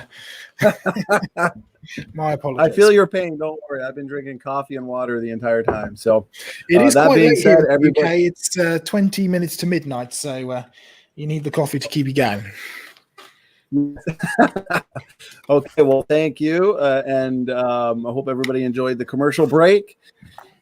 So why don't we get right into it? I am going to go all the way back to the beginning of these questions. Now, what we like to do on this channel to keep it most as fair as possible, whoever the question is for, we're going to make sure they get the last word. But let's say there's a question for Taylor. He can answer the question. Joe can have a response, give his thoughts on that question, and then we'll hand it back to Taylor for last words. And same goes if the question's for Joe. And we have 20 minutes for question time, yeah? That's right. That's right. So I'm going to start the timer right now. We've got 20 minutes, and let me pick out the first one out of this massive bunch of questions we have here. And I've seen the chat just exploding. Okay. So yes. Okay. So here's a question from George Bond. This is super chat. So I'm going to start the super chats, guys. Thanks so much, George, for the super chat and for the support. So question is Snake. Snake was right. Why do we find mega sequences and monolithic layers across all the continents? I'm not a geologist, but it's because there was deposition at the same time all around the world. That's my understanding of it. Okay, thank you for the question. Thanks for the response, Snake. We can hand it over to Joe if you had a response as well. Go ahead. Sure. Well, I've had the privilege over a few years now to get to travel to many places around the world and actually study these things in themselves. And one thing you start to recognize is that you can actually match up a vast majority of the mega sequences over not just entire countries, but entire continents and many times multi-continents. Now, Taylor is absolutely right. The evidence shows that there was a massive area of flooding of some description or large water-based deposition there. But you really do have to pay attention to how large these sequences are, because they are just phenomenal. I mean, I mentioned one this evening with the Carboniferous. Another one I mentioned was the Chattanooga Shale, which covers the vast majority of the North American continent. And they're all the fossils are pointing in the same way. I mean, wonderful, great big branches and tree branches all pointing in the same way. And I can take you down to Australia, around Gympie, and you can see, again, a massive log jam, which covers the vast majority of Australia. You can come and have a look at my main thesis work was at Hunstanton, which is a small little beach basically, but it's mostly dealing with chalk, and you're dealing with fossils, belemnites, sort of pointy bullet-shaped things, all pointing in the same direction, across every single Cretaceous deposit that I've ever studied. And by the way, you can get in a plane and follow the Cretaceous deposits all the way across Europe, through Asia, and on the west coast of Australia. Now that is a very, very big flood. So yeah, I would actually, in a sense, well, strangely enough, I agree with with Taylor at this point. It was a event, but what you're not dealing with is a local flood. What you're dealing with is a very, very large flood indeed. Now, by very definition of a flood, well, if your tap bursts and water pours all over your floor, you've got a flood, because a flood by definition is water where water shouldn't be. So what do we do when we look inside these mega sequences? We find land plants and land animals buried, squashed, rapidly deposited next to far deep sea creatures. That is a flood water where water shouldn't be. Animals, land animals and plants, and sea animals and plants being washed together into one sequence. Well, thank you for that response, Joe. And of course, Taylor, the question was originally for you, so we're going to hand it over to you for the last words, if you'd like them. Yeah, I mean, they're not usually seen right next to each other, but the fact that there are things happening at the same geological timescale is not really an indication of a single flood, but it could be a gradual process at the same time. But also the fact that so many marine animals died, and actually it seems greater numbers in total than land animals in a flood, it just seems to baffle the mind. So I still don't think I brought that point up earlier, but that's another major reason I can't get on board with the flood story.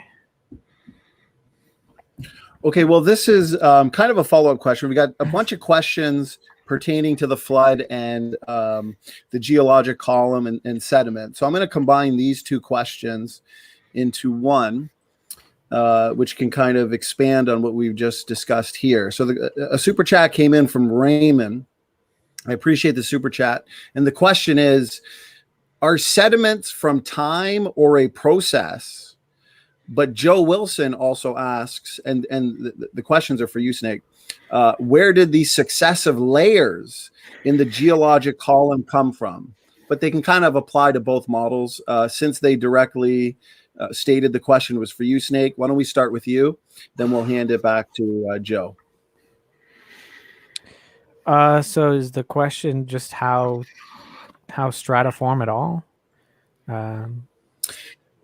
Is sediments from time or a process combined? Where did the successive layers come from?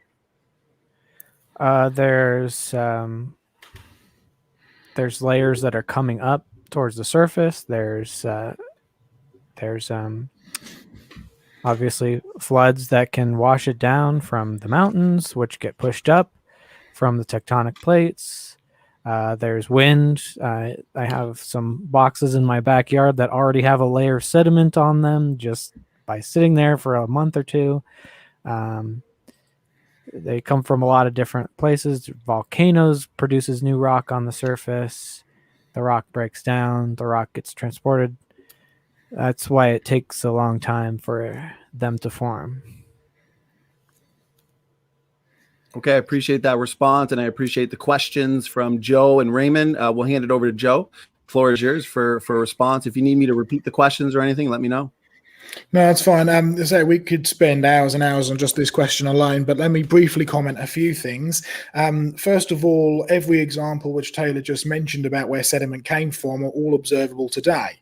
So he's fallen into the same trap that Charles Lyell made, which is all sedimentary processes have to be explained by events that are observable today. Now, if you do that, that works well and great until you actually try and match it up with the known geological record, when you actually find that there's no way that the events visible today could possibly produce the same things, because we're looking at limestone formation, we're looking at tectonic activity, we're looking at volcanic activity, and they are not producing stuff that we see in the past. I mean, if you want to talk volcanism, I personally have studied the North Atlantic igneous province, which, by the way, goes from the sort of Northern Ireland up to Scotland, over to Iceland. And yes, I've been to Iceland. I've been to see it. I've been to match it up. It's an incredible space made up of millions of square cubed kilometers. It's an enormous basalt sequence. It's known as a flood basalt sequence, and we are just not observing anything of that scale today. And the biggest estimates, or the latest estimates, that would be that if you wanted to produce such a thing like that, you would need to have a massive tectonic activity ripping the world in half. Sounds a lot like what the Bible describes as a worldwide flood and the fountains of the great deep bursting forth. If you want to go to other sediments as well, and I've got a whole presentation here, I was going to pull some slides up, but I just don't think we've got time for that. The comment which Taylor made earlier, which was about maybe occasionally you find some of these things mixed together. Again, I've had the privilege of actually traveling the world and digging these things up. I can promise you they're absolutely not a rare occurrence. You find an incredible amount of mixed environments. My academic background, by the way, predominantly is paleobiology. We try and recreate ecosystems in the rocks, and I was taught you go to the rocks, you study them, you look at them, you create an ecosystem out of them. And time again, you do that and you simply cannot create an ecosystem out of them because they are a flood dump. So when you're actually dealing with these sequences which cover most of the world, you have to say, hey, this is a process, because they're full of fossils. You cannot create a fossil slowly because it will just simply destroy your creature before you have time to fossilize it. It needs to be quick. So the fact that you're dealing with a process there should tell you one thing. Secondly, when we're talking about how sedimentation actually forms, the standard idea proposed first by Nicholas Steno in the middle to late 1600s is you have suspended sediment which settles down and slowly builds up. Of course, you have to ask the question, where did sediment actually come from in the first place, which is part of the question we've just heard. But also you've got to ask the question of, what do we observe today when it comes to sediments being formed by water?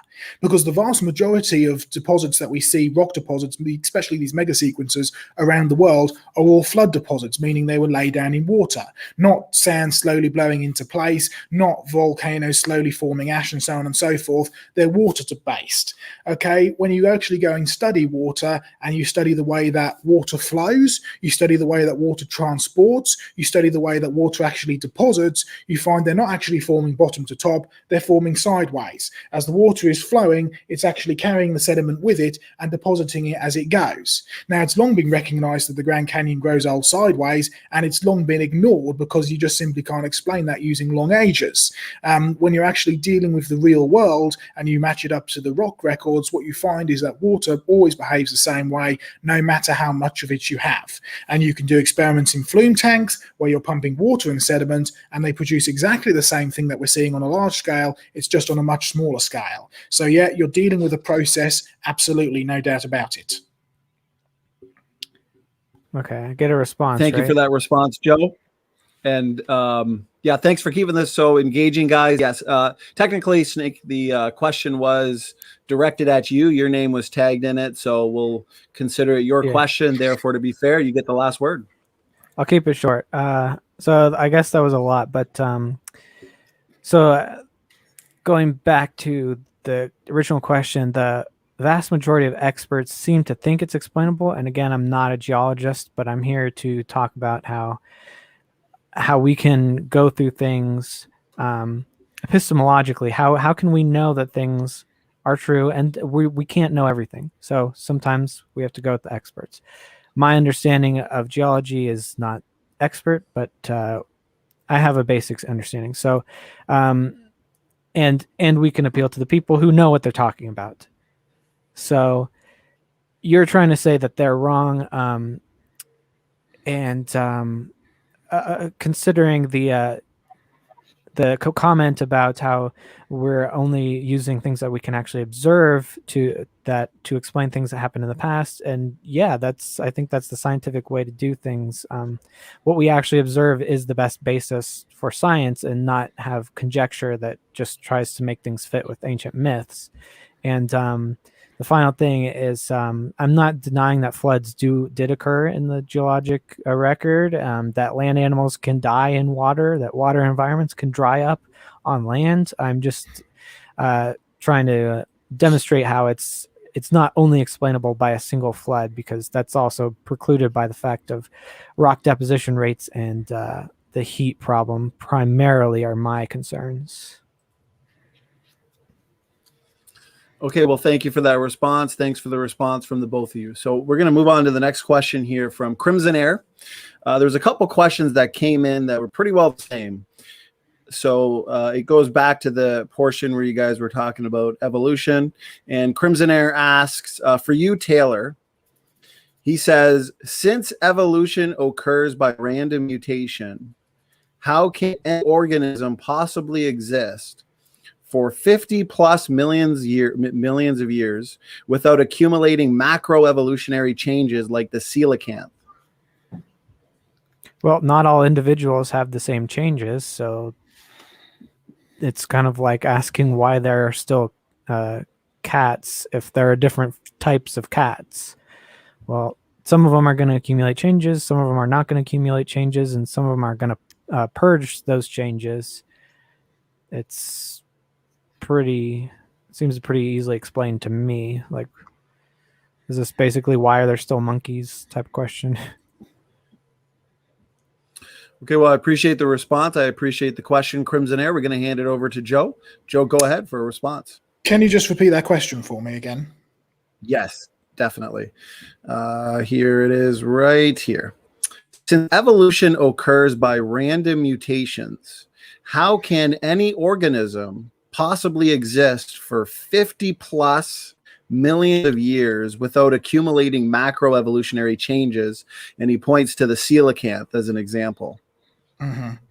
That sort of goes back a bit to, I'm not quite sure if the question is posed in the greatest way, because I'm still not entirely sure I understand the specific point that he's getting at. So, but it goes back to, if you're talking about living fossils and the like, it goes back to the point that I was making earlier. And yes, we know we've discussed with Taylor with the coelacanth and the changes and stuff, but I still maintain the original point that I made is that they are all still within their same created kind. What we haven't seen, yes, we've seen changes within the coelacanth. Yes, we know that there's differences between some of the fossil coelacanths and some of the modern coelacanths. And by the way, we have fossil coelacanths in our collection, so we do know what we're talking about when it comes to the physical fossils. And just like I used the example earlier of the ginkgo leaf, in the past, Jurassic, they had great big fronds on them, 4, 5, 6 sometimes. Today, they very rarely do. Oh, occasionally they get 1 or 2. So we know that the genetics is still there. We know that the code to actually have fronds is still there, whether it's suppressed or whether it's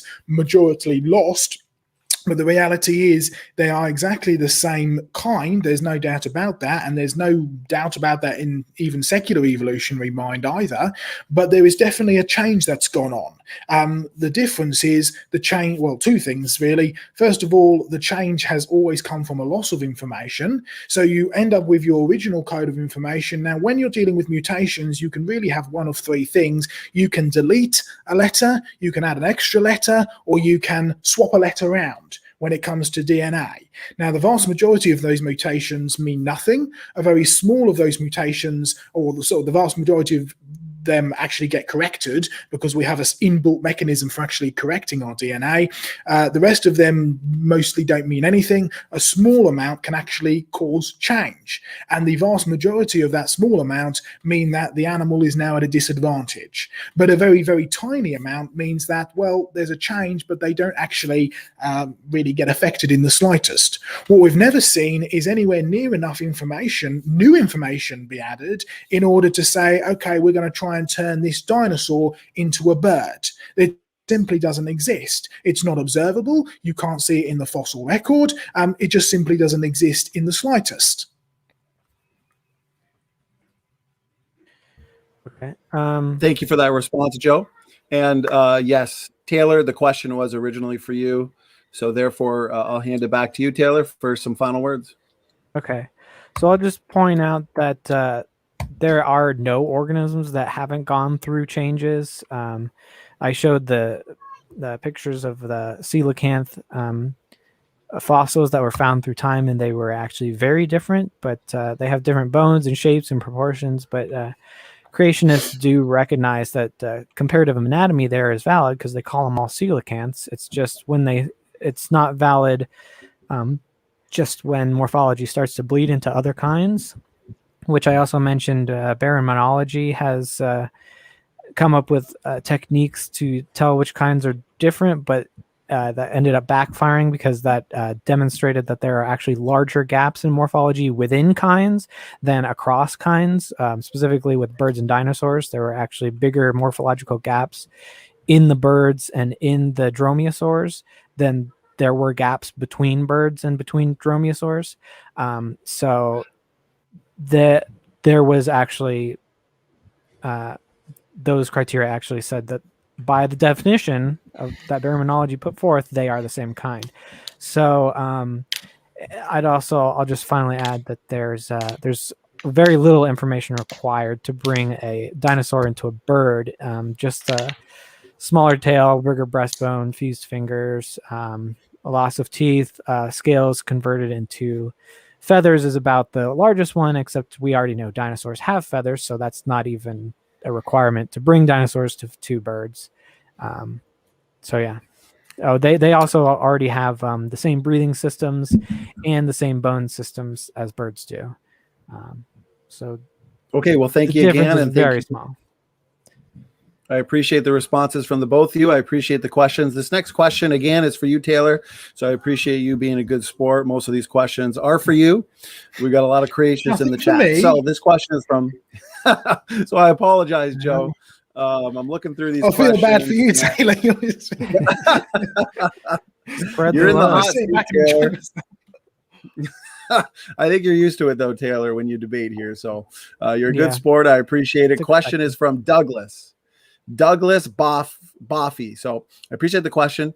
He says, for Taylor, when rocks from Mount St. Helens erupted in 1980, they were radioisotope dated. It came out as millions of years. How do you, Taylor, account for that?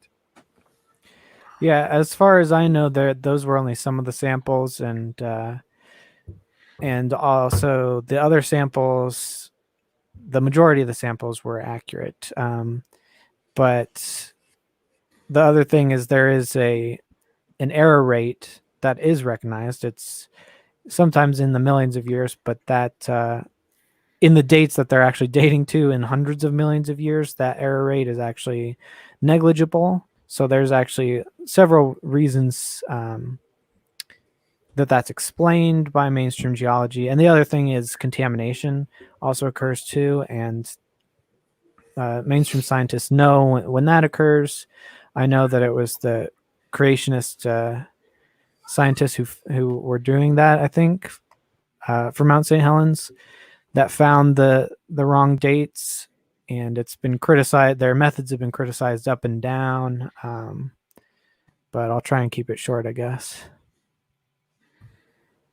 All right. Well, thanks for the question. Thanks for the response. Let's hand it over to Joe. Go ahead with your response. How many minutes have we got? Actually, we're probably going to have to make this the last question because I've got just under 2 minutes on the clock, but take your time. Why don't we, because this will actually put us at the 2-hour mark. So Joe, why don't you give your response? It was Taylor's question. We'll hand it over to him for the last word. Yeah. And we'll call it on the Q&A. So go ahead, Joe. Well, seeing as if this is sort of the last word that I'm going to have, I just would like to share a slide, if I may, very briefly. Sure, yeah. If that works. There we go. Because this is what it really, this whole argument, we could spend hours and hours and hours discussing radiometric dating and so on and so forth. What am I looking for? Slideshow. There we go. All right. I mentioned Lyell earlier. This goes into slightly deeper depth with it, and it also gives you the full perspective on where this whole idea sort of came from. I must say that most present-day geologists have abandoned Lyell's sort of anti-catastrophism, and like I say, many geologists today would recognize catastrophes, just as Taylor does, but on a small scale.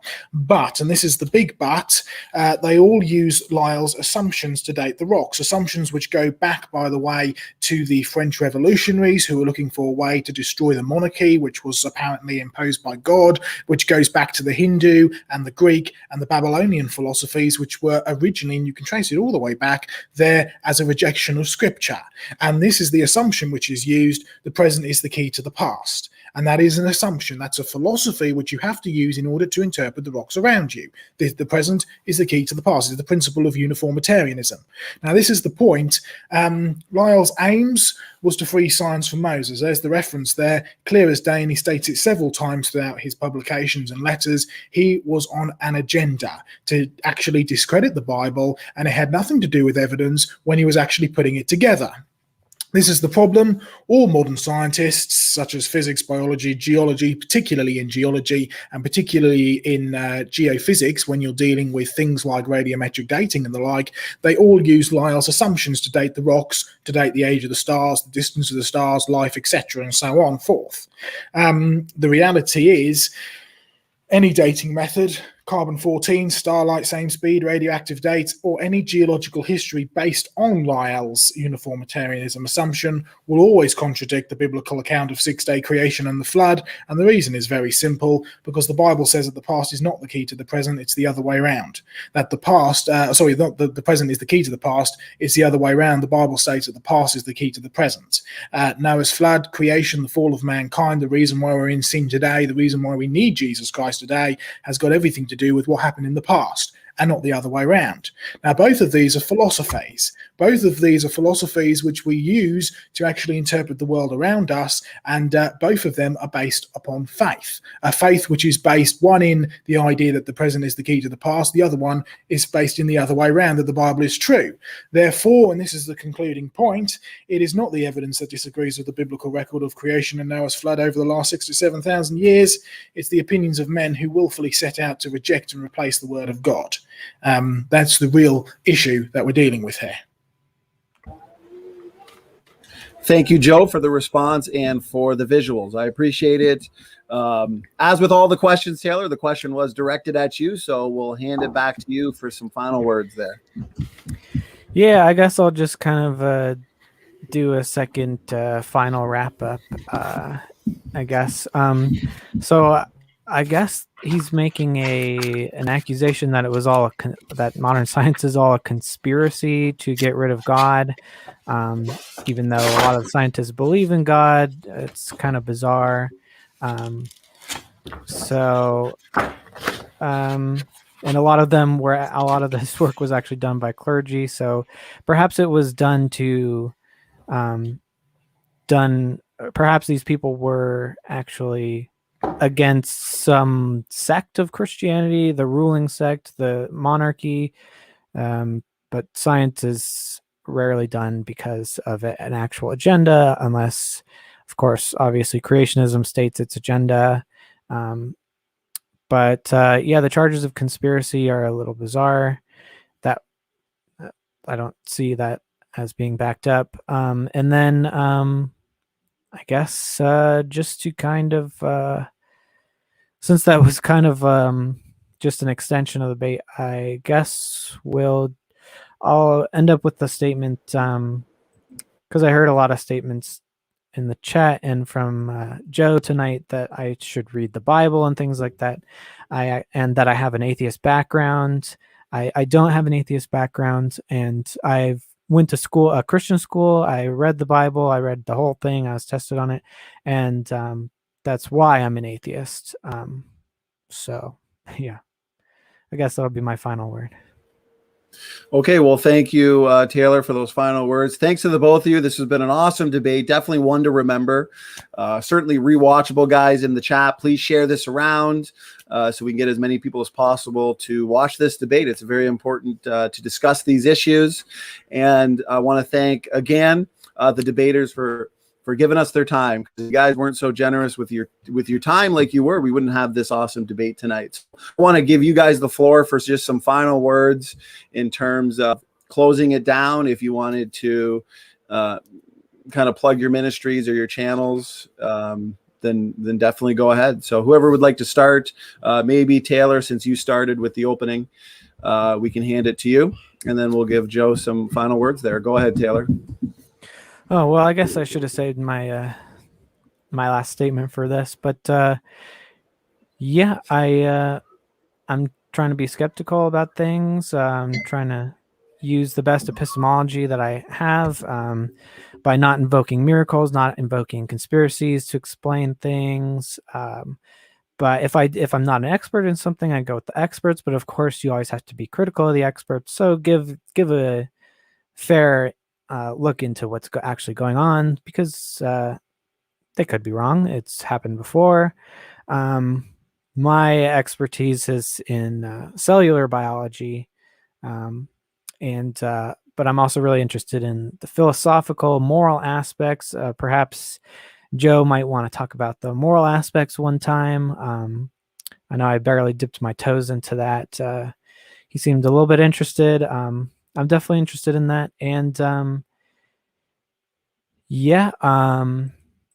and I am an atheist, and by that I simply mean that I don't see any valid arguments coming from the theist side, and that's about as far as I'm interested in it. And I have read the Bible, and that's why I'm an atheist. So there you go.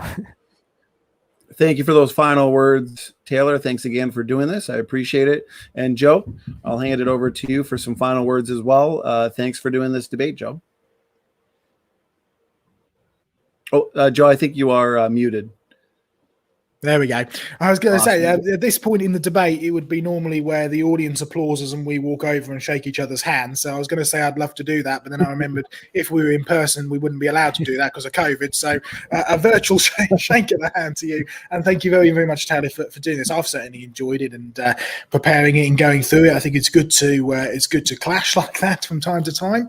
A reminder for people who are watching, who want to maybe find out more about the work that I do in the ministry. Plus, I know we had 20 minutes of question and answer time. Hardly seems to do justice to this topic. So if you do want my sort of opinion, or what you might call the biblical opinion, go to creationresearch.net. You've got two main things on there. The first one is the fact file, which is 20 plus years worth of collected information since creation research has been going. Plus, you've also got the Q&A site, which was launched a few years back now, but it contains various people, experts in their own field, from geologists to medical biologists and beyond, who have answered questions that have written in. If you don't see your question in there, please do write it in, because we're always looking for new questions to deal with. And also go and check out I'll spend a bit of time on Taylor's YouTube channel and looking at some of the debates and stuff, and there's some good stuff on there. There's some good clashes on there. There's some good points to think through. So, yeah, we're certainly open to all of that as well. So thank you very much, Taylor. It's been great. Thank you. Awesome. Well, thank you. Thank you. My pleasure for hosting this. This was a lot of fun. You guys were both cordial and respectful, so it was a very easy debate to moderate. Any links or anything you gentlemen want me to put into the description box, I can put links to your channels, your minute, anything like that, let me know, and I can do so after the debate. So that being said, thank you to the chat. Thanks for all the support, guys. I hope you enjoyed the show as much as I did. And we're going to call it a night here. Standing for Truth is out.